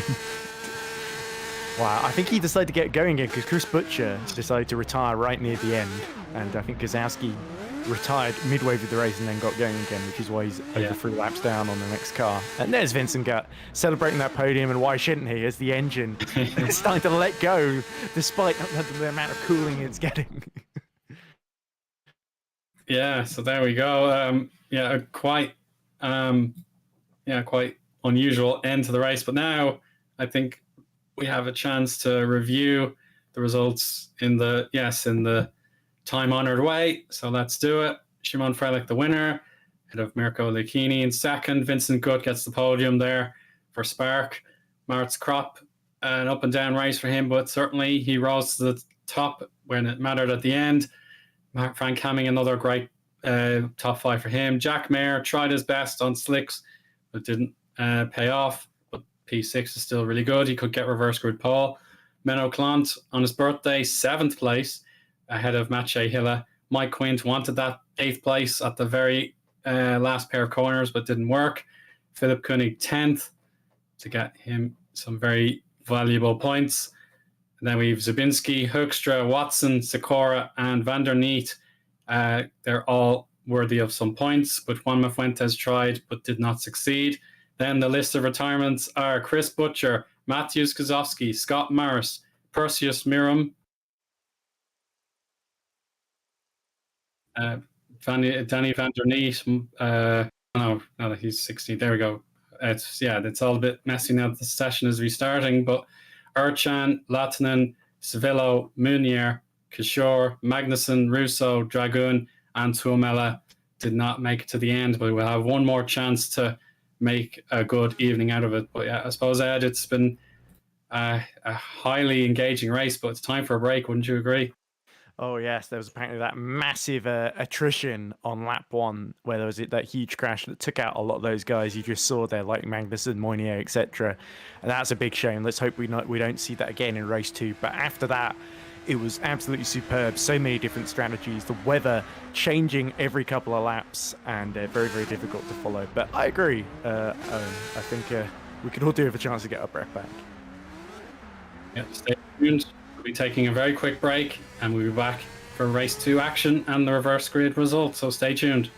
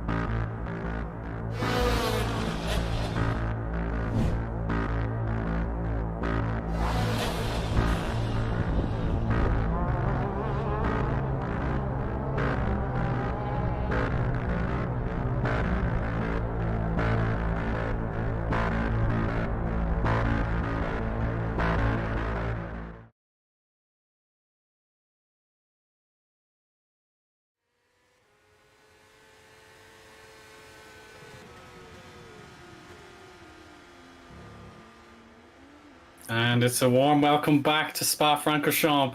The 11th round of the GPVWC FS1 Championship will carry on unabated after a mixed bag of weather was unleashed on the drivers. Szymon Frelick back on, TOP on top there for the first time since Bahrain race 1. So his ambitions to finish second in the championship are certainly back on track now. He'll jump past rivals Quint and Harvey in the championship as things stand. But myself, Eoin Harmon and Ed Hunter are just looking forward to seeing Mike Quint on pole. He finished 9th in race 1, but benefits massively from the reverse grid draw. So Ed, how do you feel about that? Massively important for Mike Quint because he would be absolutely gutted just to miss out on Hiller. His teammate got through just before the final lap, but unfortunately Mike Quint ran out of time there. So the man who was third in the points now, I believe, bumped down to 4th after that victory for Frelick. Although I'm not sure if he was able to eclipse Harvey's points total. Of course, Thomas Harvey absent. So essentially P3, and this is essentially the fight for P2, isn't it, in the championship between those two?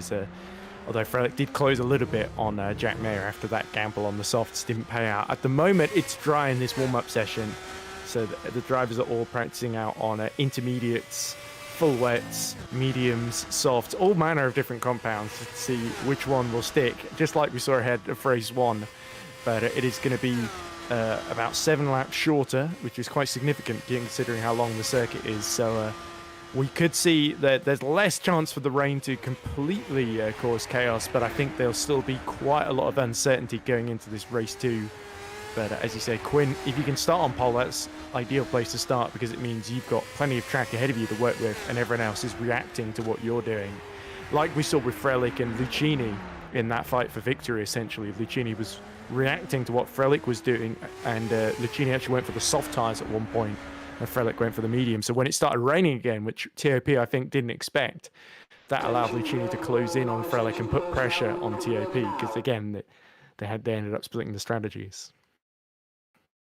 Yeah, that was an important point. The different strategies, even when the track dictated you had to be on intermediates or full wets at one point, and you need to be on the slicks at the end. So yeah, this is a chance now for all the drivers to have another go, try and learn the lessons.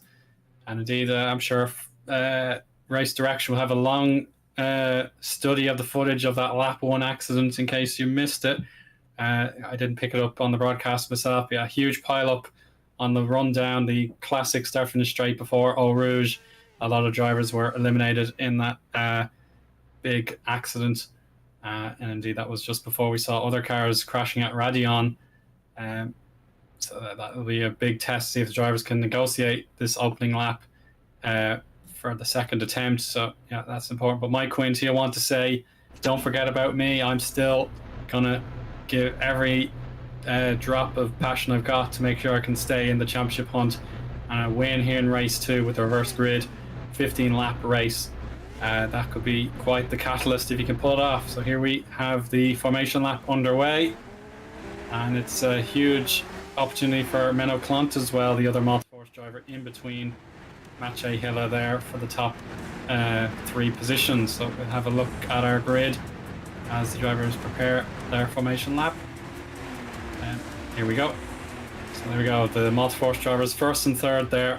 Matej Hiller, he's set at P number 2, and Jack Mayer up to P4 now. He's a good opportunity himself. Frank Hamming, P5 with Crop 6th, Gut and Lucchini 7th and 8th. And race 1's winner, Szymon Frelick, is 9th. Philip Koenig got the top 10 with the composed drive. Zabinski and Wopke Hoekstra will be battling once more, 11th and 12th. Amari Watson ahead of Jan Sikora, 13th and 14th. Danny van der Neet got 1 point for his troubles in race 1, with Juanma Fuentes hoping for a fair shake with P16. Now the drivers who need to start again after DNFing, with Chris Butcher and Scott Maris, Perseus Miram and Arda Erchan in the top 20. Jassi Latinen, Christers Svillo, 21st, 22nd. Loic Munier, didn't get to see him at all because of that crash. And Loveen Kishore, 24th. Then the final 3 drivers, we've Noah Tuomela, Patrick Magnussen and Federico Russo. So Federico Russo had that crash at Radion, and we didn't get to see him at all in race 1. So hopefully better luck for him this time, Ed. Yes, absolutely. So Russo and Erchan sort of crashing on their own while everyone else crashed off in that big pile-up on the run down into Eau Rouge. So certainly big improvements to be made there. But the big question is here, A, what tyres are our top 5 all starting on? It seems there's a bit of a huge mix here between inters and soft tyres on the face of it. It seems like the sun has come out. The track is drying rapidly. So on the face of it, you would have to say Hiller, if he has indeed gone on the soft tyres, that could be an inspired decision there from the Bilton Volpino driver. Jack Mayer too seems to have done the same thing, as have Vincent Gutt and Mirko Lucchini. So I expect Mike Quinn and Menno Klont to be defending a lot at the start here. Yeah, I certainly agree with that, because of how they benefited from the reverse grid draw, and they'll want to preserve that advantage with everything they've got. So we'll see for sure if we have everyone split on the tyre choice. So you can see one car, that's probably Russo in pit lane. He has a pit lane start. So he'll be put to a halt there at the timing line. But we'll wait to see these red lights appear for the start of race 2. Scott Morris pitting as well. Oh, interesting. Yeah, so Scott Morris, he's required to start for pit lane, also in the green Santen car. So here we go. I think everything should be in order, and the lights are readying up. The 5 of them are lit, and they're away for race 2. And that's a good launch. So actually, soft tires on Quint. He'll be on the inside at La Source. Hilla could be guided a bit wide there. Menno Klont on intermediates want to fight him and keep Jack Mayer behind for championship permutations. Yeah, both of the Multiforce GPs on intermediate tyres then, so this could be a very, very painful first stint then. Hiller will be licking his lips. He goes right to the inside. Mike Quinn desperately trying to break the toe as they go down the Kemmel Straight for the first time, and it's Hamming that's got the jump on Mayer for 4th position, crucially. That was not in Jack Mayer's playbook at all. No, that's very disappointing.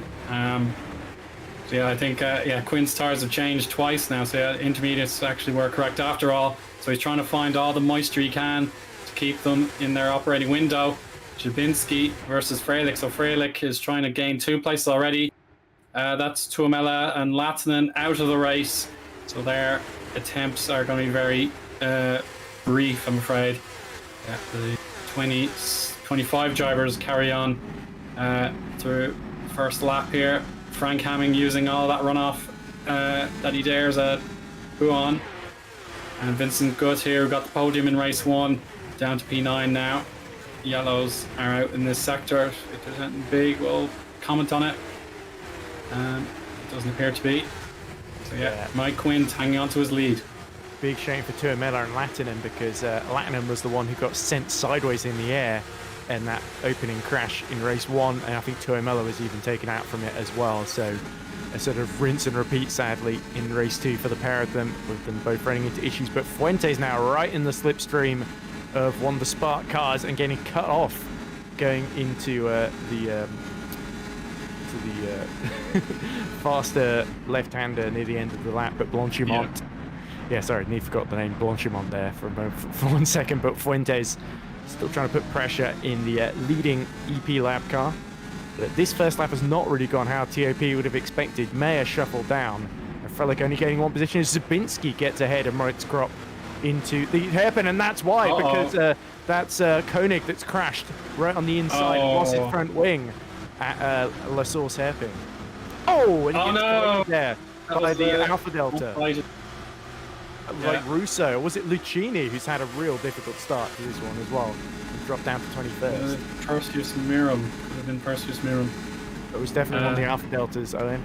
Oh, excuse me, Federico Russo then. Oh dear.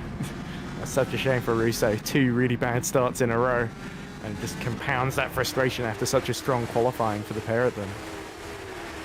Yeah, absolutely brutal. They had such high hopes, and it's all taken away now. Ahead of Hamming. So Frank Hamming's made a mistake somewhere, and Jack Mayer taking full advantage. You know, it's starting slowly but surely to go into the territory of the slick drivers. Hiller setting fastest lap of the race behind Mike Quint as well. 7 tenths is the gap. Yeah, 7 tenths so far. Hiller might be trying to reduce that as quickly as he can, but here's his teammate Patrick Magnussen, who actually gets to complete a lap this time after being taken from race 1 in that shunt. So he's challenging underneath for position. Yeah, a chance to attack while he has slick tires on. This will be important. But yeah, here we go. Scott Marr. His pit lane start did not matter at all. He's now out of the race. It's a shame where it started in for Scott Morris. Yeah. Very, very brief cameo for him. Fuentes on intermediates. He wants to give Sakura something to think about. Oh, he's going to ride the curbs hard. And then he decides to dip into pit lane. He must realize I'm on the wrong tires now. So Fuentes is also on the wrong tires, though. That's the case. And look at Watson. We're hearing that Omari Watson is going to try and no-stop the race, as we've seen Netrex do multiple times in the past. And often take the advantage is on the EP lap. Cars has spun. That's Fuentes, who I was just talking about, was on the wrong tires. And that is exactly why he did exactly what we saw the Frizzlin of Philip Koenig do just a lap earlier. Yeah, that's even harsher realities into La Source for the Alpha Delta drivers. Fuentes, though, he's still trying his best. Had to let Erchan through now as well, his teammate. Erchan is making a recovery drive for himself with his teammate struggling now. Hiller has got the gap to 4 tenths, then another fastest lap. There is 3 tenths quicker than Mike Quint last time around, but Hamming is actually setting faster laps. But Mayer has got in front of Menno Clant already, and he's up to 3rd. I've been watching all of this. Yeah, I'd be curious to see what happened, but perhaps it was an easy pass into Sector 1 that made it count. And, and the thing here is if Mike Quint can hold up Massey Hiller, then that can really play to Jack Mayer's advantage. Yeah, precisely. Yeah, Hiller. This race is purely for him to win. He doesn't really care about the championship battle. It's not going to involve him, I'm afraid, for this season. But yeah, Hiller just wins because he wants to get his own name out into the spotlight and get this team rising in the constructors. That would be great. But in terms of caring about what Quint and Mayer are trying to do for the championship, he will not have any desire to, do anything about it. He just wants to win because he needs to. Here's Maritz Kropp on the attack here. Let's see what happens. Looked like Kropp was going for a move on Hamming, and it went wrong, and Zabinski was able to slip through because of that. So Kropp on the medium compound tyres, so while Zabinski's on the inters then. So it really shows, even with the different compounds, if you make a mistake, you get a little bit offline on the wet stuff, then that can really cost you. But we're still edging slowly but surely into full dry tyre territory because the sun is out, showing no sign of going back in. And Kropp has to kick up some of the moisture in his bid to re-overtake, and he's got it. So, yeah, lovely drive there. He didn't risk the car or anything like that. But Hiller, he is ready for an assault on the race lead to make sure he's back on top after his first win of the season back in Spain. And then, of course, he went on a 2-race break. He is back, and he's certainly showing the form that we witnessed back in Catalonia, and Jack Mayer will be just watching to see what happens. At the moment, he doesn't need to interfere. Surely if it doesn't rain again, then Mike Quint is going to have to stop again because the Indians will be absolutely useless at that point. He's really praying for rain, isn't he, as the whole Multiforce GP team, with Clont starting to struggle as well. Hamming has got through on his set of inters too. The one to really watch here is going to be Kropp because he's on the mediums. His tyres will be in best condition when they get to the end compared to those that started on the softs. So those on the softs are really going to have... They're sort of nursing them at this point, thinking about the final stages of the race. That's why Hiller hasn't gone for a kamikaze move yet. No, that is the point. You have to think about all the segments of the race. Perhaps bus stop, chicane. Oh, no. It is close, though. That'll be... an alert to Mike Quint now. His problems with the brake pedal have hopefully been sorted for the foreseeable future. Last source though, that's going to be a simple enough pass. He will try and hold it on the damp patches.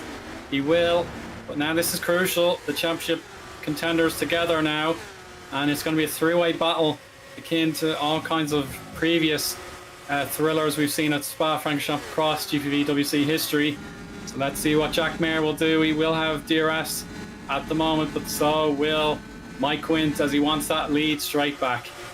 Yeah, here we go, around the outside. Even with the intermediate tyres, the DRS is so effective here. And the Model 4 GP retakes the lead, much to the frustration of Maciej Hiller, who did not get the run to just hold on into Lecum there. So that means Jack Mayer now is going to continue dueling with the pair of them. And Hiller is really in an unenviable spot at the moment between a rock and a hard place, quite literally. And in fact, even Frank Hamming may start closing in if this continues. With Frelick up to 5th past Menno Klont too. Yeah, great for Frelick. He will be in clear air now. He's Frelick is the leader of those on the medium compound tyre as well. So this has worked out beautifully for him. It could be 2 in a row if everyone drops off near the end. Oh, of course, yeah, that's certainly a point. But for now, Frelick has clean air, nearly 2 seconds ahead of Klont. So he can listen to those tyres, see what they have to say, and he'll be working on getting better lap times than Hamming. But as we now check out the battle below, this will be Menno Klont under pressure again. Moritz Kropp, who drove a beautiful strategy. Oh, Hiller trying again, Eoin, into bus stop. So Hiller's still held back, but La Source is such an opportunity for the slick tyres. The very wide opening at the start-finish straight. You can see how the track expands compared to the tricky bus stop. And with 10 laps to go in this sprint, yeah, Hiller decides to withdraw his offensive this time, but Vincent Gutt is now on the attack for Klont, so Kropp is well and truly through now. So the Lunark driver's got a lot of belief in his car now, and Klont is sinking like a stone. Yeah, we saw very, very intelligent driving by Quint, but Hiller is wise to it now, and he's within a 10th as they get into the DRS zone down the straight. Surely the Belgian Vopin is going to go through into the lead. He's got the inside into Lecum. Textbook stuff from the BVR driver.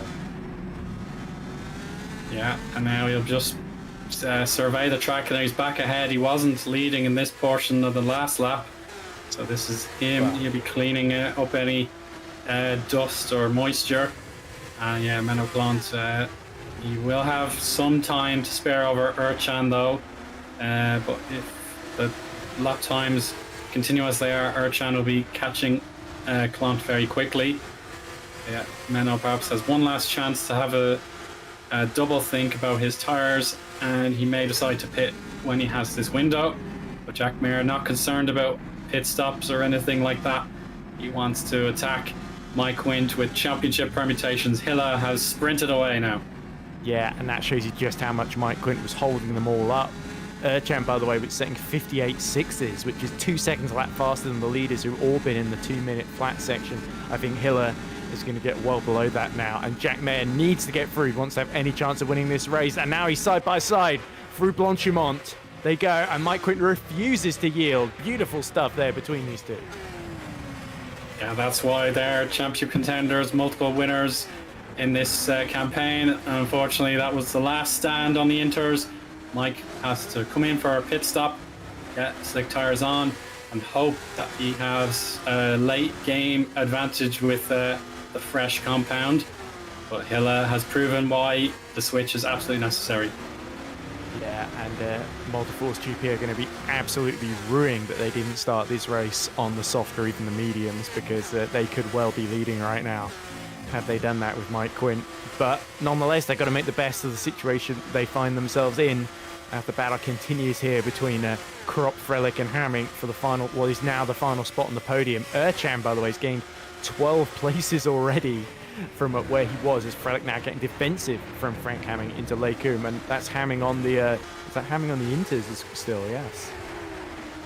Oh goodness, yeah, that could be Hamming another is the driver. highest place of those on the Inters, and he's just about using the DRS to keep up with that must be a Frelick ahead of him, but Krop really needs to get through here then. He certainly does. We'll be in the second half of the race next time around.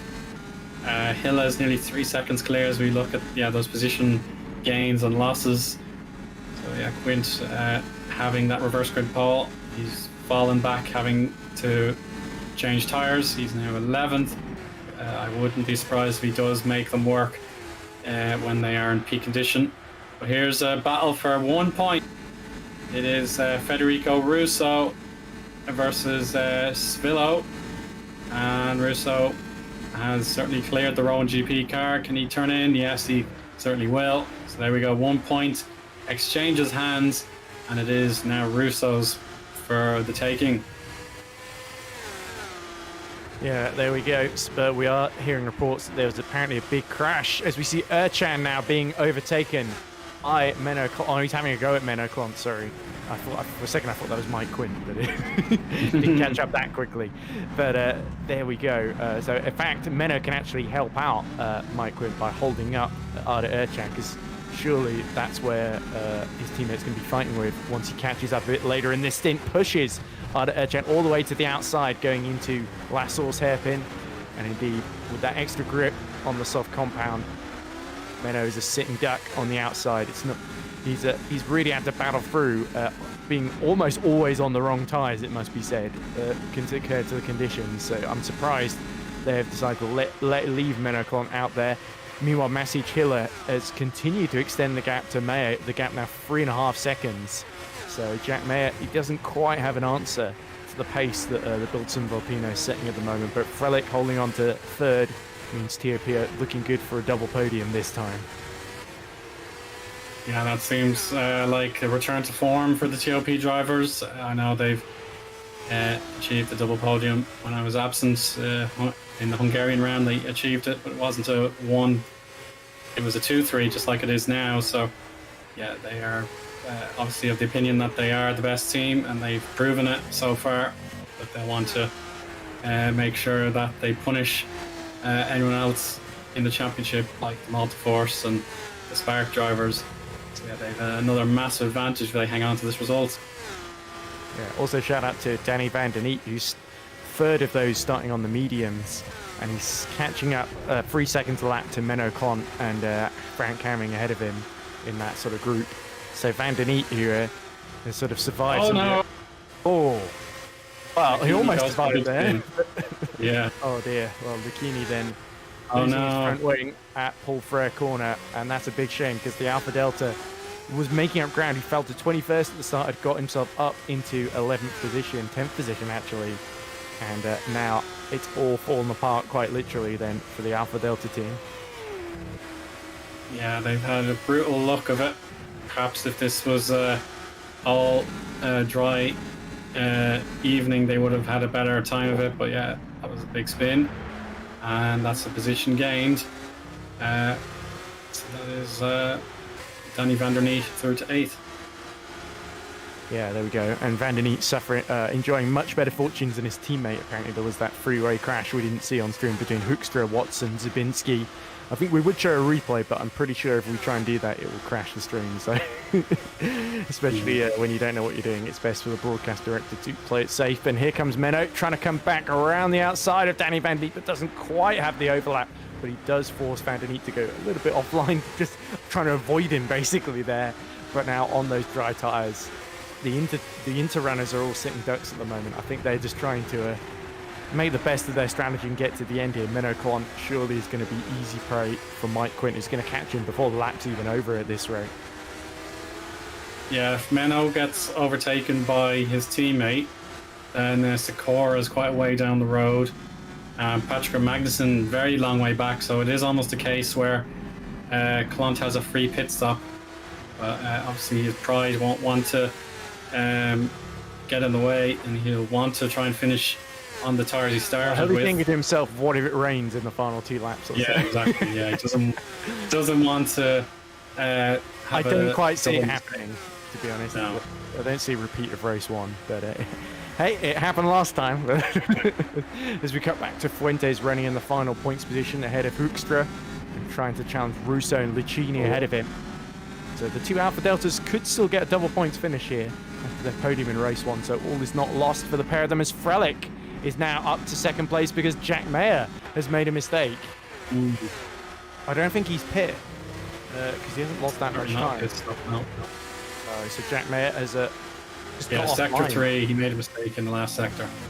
Yeah, but that is gold dust for Simon Frelick then, who's now only 6 seconds behind the lead, but with Moritz Kropp all over the back of him in DRS range. Kropp has been setting purple first sectors and fastest laps now as he pulls to the inside as they go towards La Source, and the Lunark is through. Wow, this is absolutely incredible. The fact that Lunark were only set up in the last the last month and a bit, they've really taken this championship with great aplomb so far, and this could be the culmination of that work, having replaced the Butler Motorsport team that folded not too long ago. Yeah, their first race was Canada, wasn't it? And they've done a spin at Hungary as well. They got that podium in Hungary for Moritz Kropp, I believe, in race 2, if I'm correct. And now it's going to be, it was Silverstone, sorry, race 2, where you got the podium. Yes. It's a bit hard to remember because Kropp has really had a great return to form, but he's really going to have to go some of these last 5 laps to beat Maciej Hiller, who's the master of race 2s. We've seen it so many occasions. He was unlucky to lose out in Hungaroring, where he made a little mistake while battling with Alex Lahou, and that was what cost him the chance of win. It instead went to Jan Dragoon, who just ran out of laps to beat Thomas Harvey on that occasion. But now Hiller, no Harvey, no Lahou, so the race 2 has very much gone to plan. And he just needs to make sure he can keep those softs alive, because the mediums seem to be working really, really well, especially on the Lunark of Moritz Kropp. He's been absolutely flying. 56.2 last time around, 8 tenths quicker. Yeah, but only 2 tenths quicker this time around than a Hiller. Yeah, outstanding, even, absolutely outstanding for Moritz Kropp. Frelick will just have to follow along and see what happens, but Mayer as well could possibly tease a teammate and make a late game move as well. Mike Quint has clearly made his tyres work, having pitted for a change. Menno Plant with his intermediates, he's relentlessly carrying on to make sure he gets to the finish without needing a pit stop.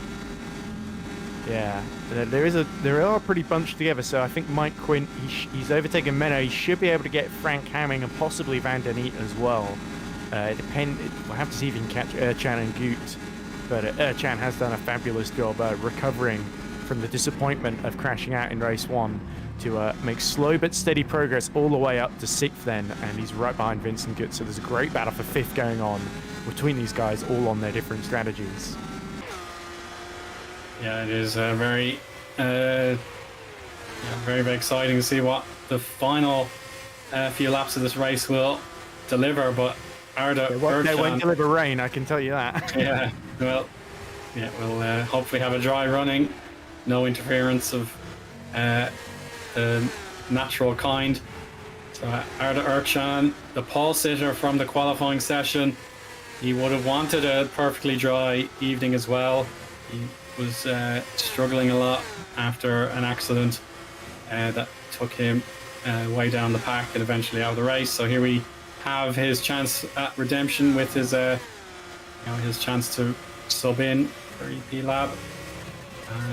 Let's see if he can get top 5 out of this race. This would be a fantastic sort of publicity for himself. With Vincent Gutt, one of the stalwarts of this season. Winning lap for Moritz Kropp. He just took a second out of Maciej Hiller on that lap. So those who started on the soft are really starting to feel the pain. David Yunt says Menno is married to these Inters, and I have to agree. Maybe he's lost a bet or something for him and Frank Hamming both. Just starting on Inters, and they're just going to go all the way to the end somehow without burning them up on what looks like a pretty much dry track, at least when you're online on the racing line. Until the checkered flag do us part. That is very well said by David Yunt there. So great comment. We'll see now if these medium runners can profit a little bit at the end. The only problem for Kropp is he's not catching quick enough. Lucchini sets fastest lap there. He's down in 13th, so that's him on those fresh tyres. Him and Mike Quint on a sort of similar strategy of pitting. Lucchini, he had to pit because he lost his front wing, but Yeah, could still get some decent points out of this race, but maybe even a top 10 if those Inter runners just continue to struggle out there. Yeah, that is an important point. Yeah, so it is amazing the Inters are still going at this stage. I'm amazed Francorchamps is still holding on to 7th. Yeah, that is exceptional. But yeah, let's see if Van der Neet can, as we do turn over to the next driver. Is this his chance to put Francorchamps down a position and prove that the slick tires are the superior choice? They'll run down past Paul Frere and Blanchimont coming up next. Yeah, he's gonna stick the nose out, and it could be. Try the inside then. Yeah, he will have all 4 wheels in front. That's a completed move, and yeah, Hamming. Yeah, he's just gonna probably try and get some DRS as a means of keeping Mike Quint away for a little bit longer. But it could be deja vu coming up for Frank because of how quick Mike intends to be. It could be another 1:56 lap time for him. Let's see if this proves to be. Oh, absolutely better than that. 1:55. So watch out, Mr. Hamming. Krop and Quint are both absolutely flying in that final sector. 31.2s for the pair of them. And that means the gap in the lead is now just 4.4 seconds with 2 laps to go. So Hiller needs to not make any mistakes here. At the current pace, he is going to hold on. But if he falls off track like we saw Jack Mayer do, then potentially Moritz Krop could take a shock first win for Lunar. Oh yeah, that would be one of the most incredible wins in quite some time. I know it's my first full year covering FS1, but yeah, it would go down as a major upset. Yeah. So here we go. Quint now looking to the inside of Hamming down Rivage, and Hamming is just absolutely stranded. He's just sitting duck on the outside there. The soft tyres having pit, Quint could just push them so much harder, and he's taking full advantage there. So Mike Quint, yes, he had to give up potentially what could have been a top 3 position, but having pit off the Inters, he's really reaped the benefit and overtaken all the guys who decided to stick out with the Inters. We're seeing visually the difference between the 2 strategies, aren't we? Yeah, that's certainly the case. There's just about 14 kilometers to go once Mache crossed the line for the penultimate lap.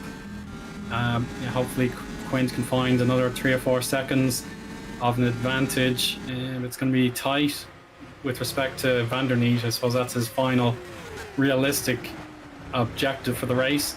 But Erchan, he wants one more position to make sure it is a top 5 for him.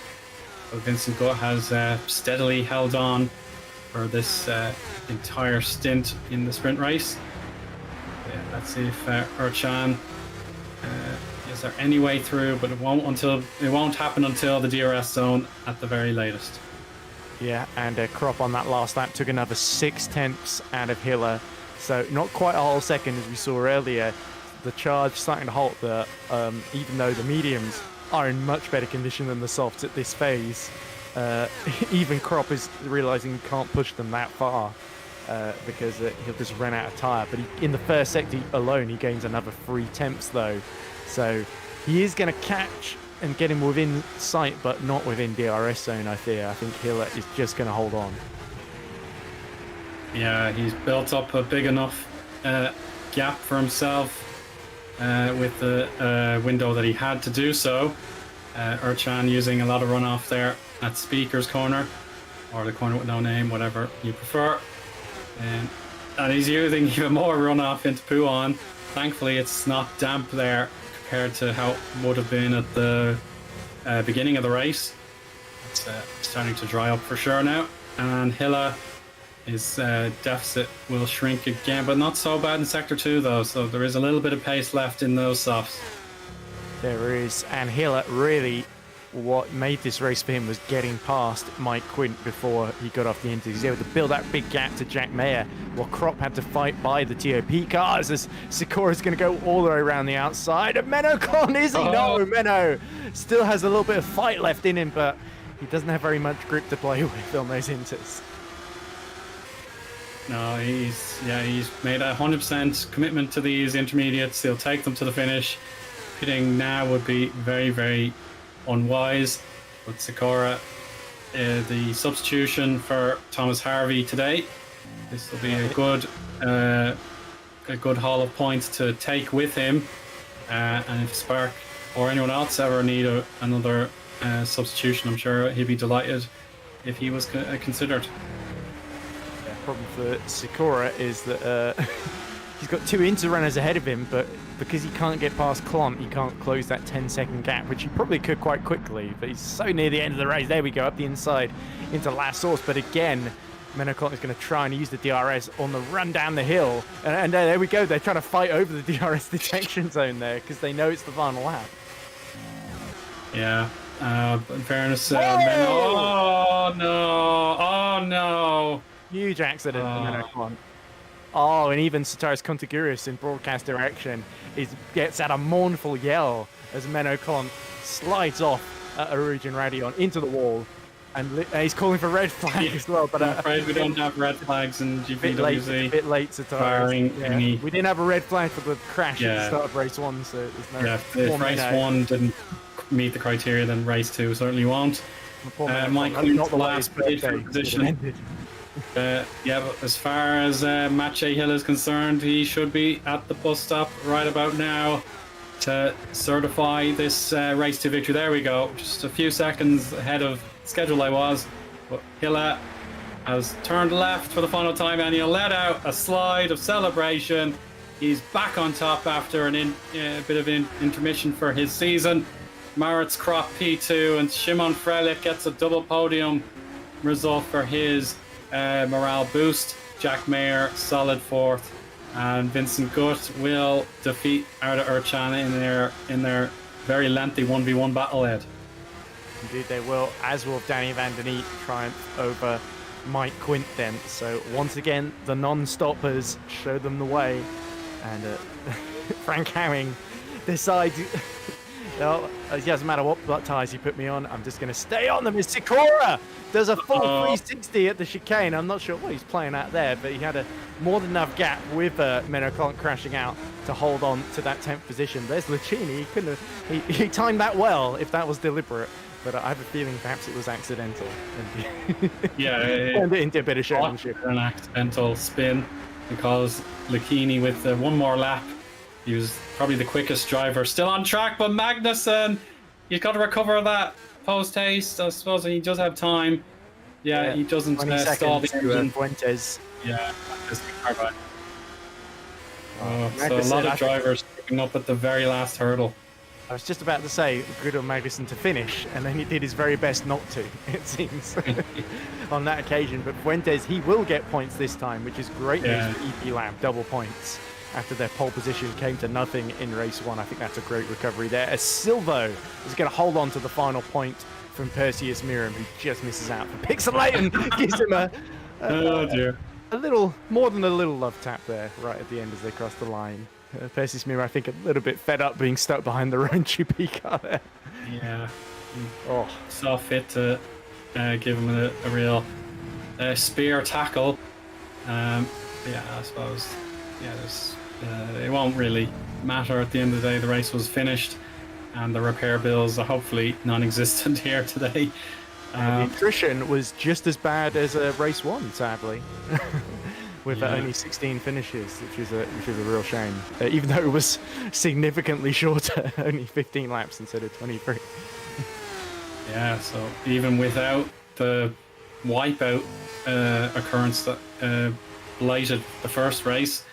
I suppose race 2 also saw a lot of drivers fall off, and I suppose none will be more disappointed than Menno Klont having just the final lap to go, and he lost a Radion. Well, shows you the job that Frank Hamming did to stop those injuries. Frank Hamming showed everyone how it's done it precisely. Yeah. Wow. I think driver of the race is at the weekend. In fact, day. I guess it wasn't a weekend. Has got to be Moritz Kropp in second there, and also in a top 5. No, it was top 4, wasn't it, in race 1? Yeah, he rescued it for race 1. Yeah. Yeah, the strategy. He made the right call at the end to switch for the Inters, and then here he made the absolutely right call to get the best out of the mediums near the end there. And while TOP stumbled a little bit, Lunark stepped up to the plate. Yeah, so we have our official classification, or at least before any potential race review occurs. So beginning with Matej Hille and his successful drive from P2, he defeats Maurits Kropp on the soft tire strategy. So Maurits will be delighted with second place. Freilich and Mayer third and fourth. That will almost certainly deliver a team's championship to that squad. Gut gets the top five. Erchan recovers to sixth. Van der Neet with a very impressive substitution appearance there in seventh. Quint losing out on the Inters to slick strategy, coming in eighth. Hamming and Sakura have completed the top 10 results. Lucchini and Russo 11th and 12th. Magnussen 13th. Fuentes 14th. And Svillo has got 1 point for 15th. Miram, the last classified driver, with the 16th place, not able to get a point. Klont crashing out on the last lap. Hoekstra had a disconnection. Watson and Zubinski also DNFing.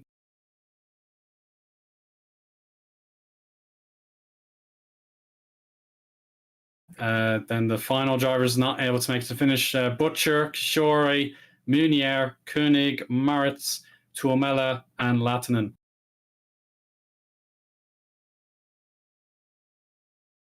Yeah, Ed, that brings an end to the actual racing action, but hopefully there will be time for interviews. There are a lot of drivers who will have very exciting things to say. Yes, exactly, Owen. It was a really, really exciting end to the race. Oh, well, no, well, exciting pair of races, I think, with race one, Simon Frelick triumphing, and then in race two, it was Matej Hille that triumphed. And I think I'll just mute the race directors who just keep talking over me there. But wow. Because you can't hear yourself think. But I have to say, Moritz Kropp really impressed me. Lots of them really impressed me today. Shall we drag in our drivers to be interviewed before it gets too late here? Because there were pretty long races because of the rain.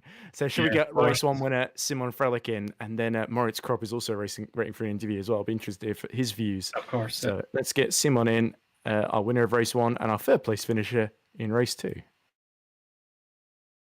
Shimon, you've done it at long last. Congratulations. So how did the strategy calls unfold for you in that dramatic first race?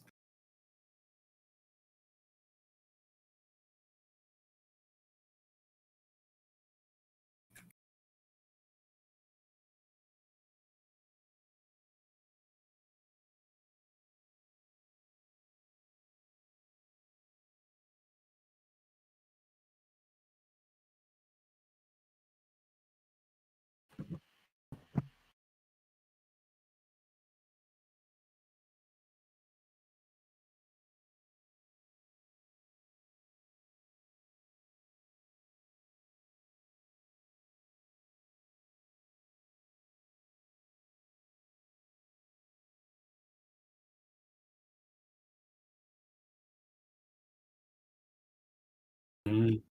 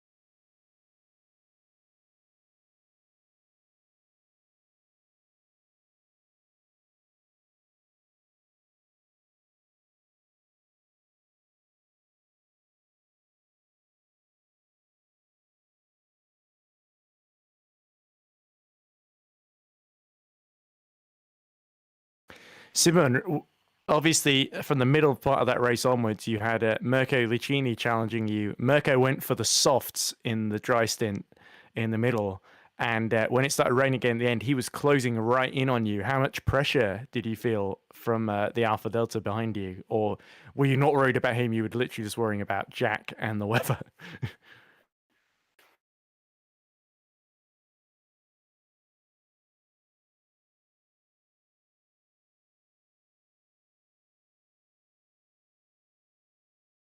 Go into the pits first. He's not gonna jump me because I think we also had a straight line speed advantage. As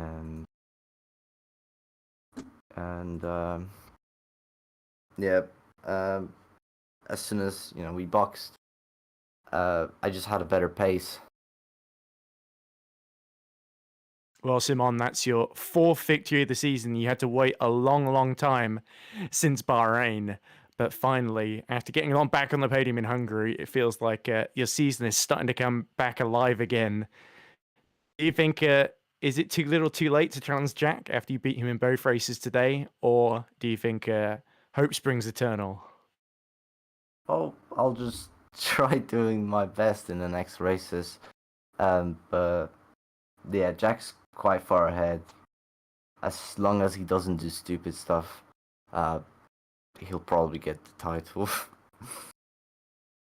Well, we shall see, but I like to hear that you're pushing to the end. So thanks for talking to us, Simon Frelick, and congrats on the win in race 1 and the 3rd place in race 2.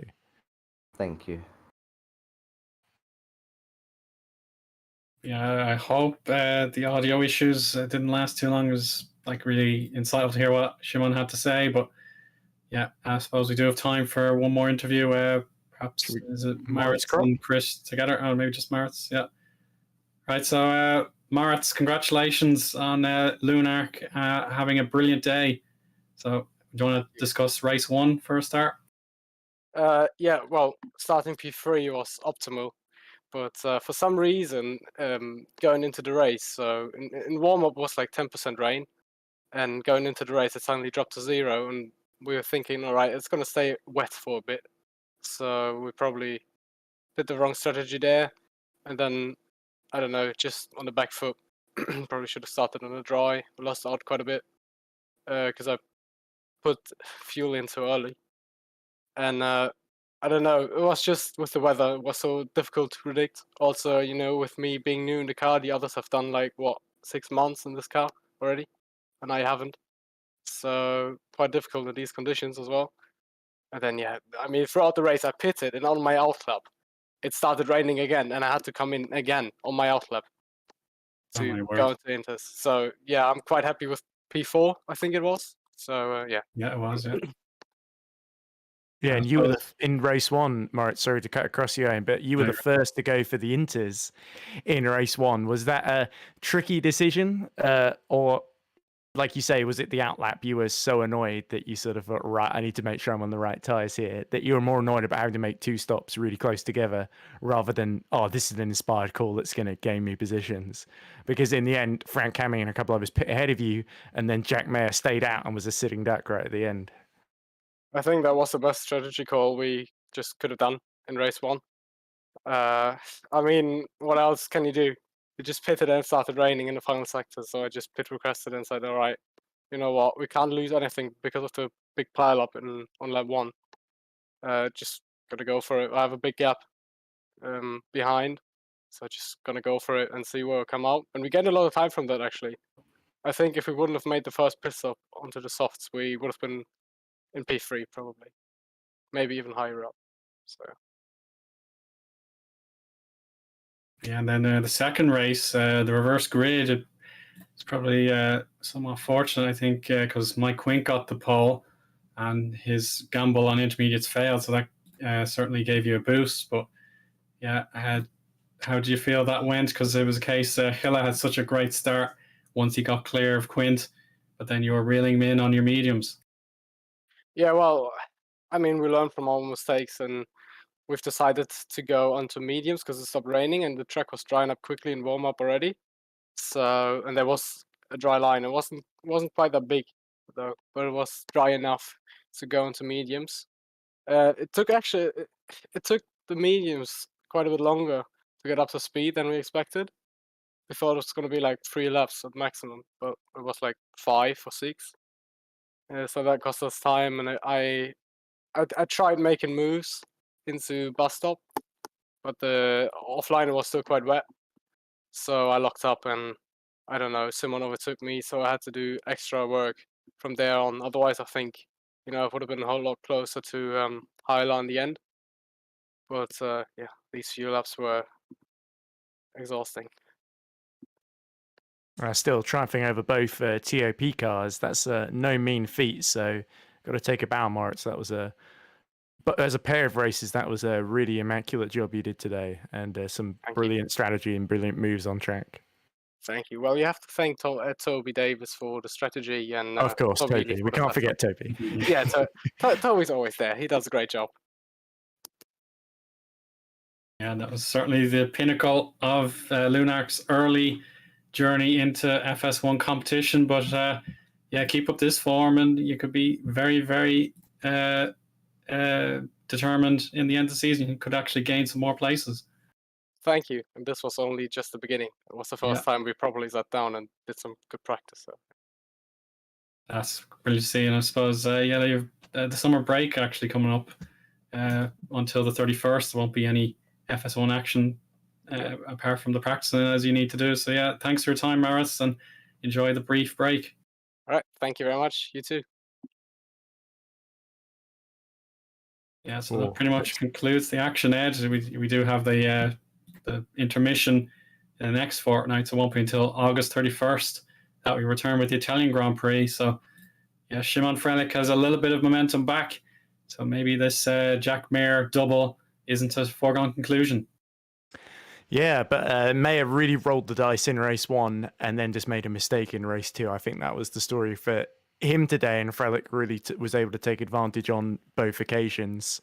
And yeah, it's great to see, because Simon, you could tell he'd been feeling a little bit down in a previous couple of rounds, and Hungary getting back on the podium lifted his spirits a bit. And this, he really felt back to, he looked like his usual self out on track there, and that's what we'd love to see. So Simon Frelick getting his mojo back, getting his 4th win of the season, but he seemed to feel it had perhaps come a tinge too late maybe to save his championship, but certainly him, Mike Quint, and Thomas Harvey could have an amazing battle for second, which should keep us more than entertained. There's probably not quite enough time to do an interview with Vincent about his podium, is there, Eoin? No, I suppose no, it wouldn't be possible to fit anything else in. We're getting a bit. It's a shame, but shout out to Vincent for getting that podium. Yeah, well done, Vincent. Yeah. Fair enough. All right, okay. They're saying relenting and saying we should add him in. Okay. All right, fair enough. Oh, Vincent, can you hear us? Hello, Vincent. So yeah, very solid drive for yourself again today. Yeah, obviously without Thomas Harvey in the seat, but yeah, you certainly showed the leadership skills, particularly in race 2. Oh yeah. Yeah, but race 2 was good. Sorry, well, you're right. You're getting me races mixed up. Is what he means, I think. Yeah, excuse me.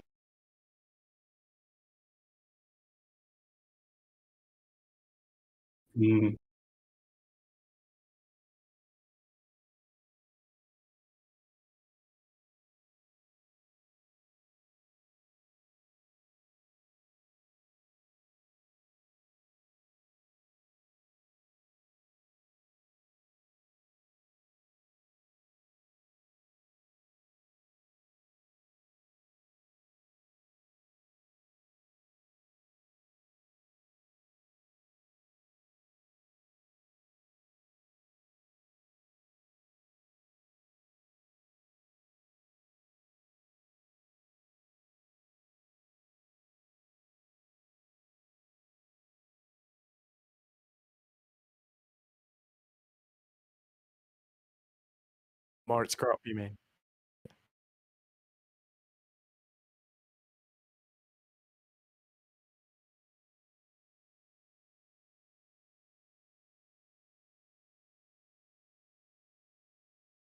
Laps or 3. The Inter was maybe a bit better or safer at least. But then, yeah, they dropped and had to pit. And with Erkan, I noticed he had higher downforce, so it was quite easy to defend on the straights. Although once he was quite close, if I remember correctly. But otherwise, I just had to make sure to have a gap of about half a second to him in La Source. Yeah. And milestone, Vincent, because I believe, checking your career stats, that's your first podium in GPVWC since Academy in 2019 or something like that. And it's certainly your first in FS1. 2021. 21, okay. Yeah, the first race, it was also quite lucky. There was a big crash at the beginning, and it was race 2. But this was race 1, so it's better. And finally, we joked already about it. If you look at this season, I basically finished every time in P8, 9, or 10. So my average finish position is the whole time P9, if you look at it. It's the whole time. It's so consistent. And Jack, you've only finished outside the points once this season, I believe. Yeah, because of the crash. Yeah. Jack even made a graph with how the season evolved. So if you score points, it goes up the graph. And my line is so straight. Yeah. Well, there's a little bump upwards, a little mountain in that graph now. But I believe you're actually P9 in the championship, but you might have climbed to P8 because a couple of people weren't here today. So I will have a look later when I do the standings. And of course, it's really cool. I forget that. It's really cool to get this podium on this track. I was always good here from my second home race. So. Yeah, certainly strong. Yeah, I suppose with a bit of time off before the Italian Grand Prix. Yeah, hopefully Thomas will be back. I think he should be back. Yeah. Yeah, hopefully so. Yeah. Yeah, the Spark team. He's having a very long holiday. Yeah. I hope he enjoyed this night. I don't know exactly what he did, but he went to a show or so, and I hope he enjoyed it. Oh, sounds like fun. Not as fun as racing in GPVWC FS1. Yeah. Yeah, I suppose I will leave it there, Vincent, but thanks very much as always, and best of luck Thank you, guys. after the summer break. Yeah. I suppose, Ed, we can firmly bring the interview segment to a close now. That's everyone hopefully represented that wish to come forward for a chat. And that will be the end of round 11 of the season. There'll be 5 more to go after this. So this is a chance for one last recharge. Try again in 4 weeks' time. Thanks very much, Ed, for your support as always. And in the broadcast, it was Sotiris, Kontogouris helping us out today with the cameras and the other bits and pieces. So from myself, Eoin Harmon, thanks very much for tuning in, and we'll see you again next time in the 31st of August event in Monza, excuse me. I nearly that. So it's been a long day, break. So thanks for watching, and see you again next time. Bye-bye. Bye.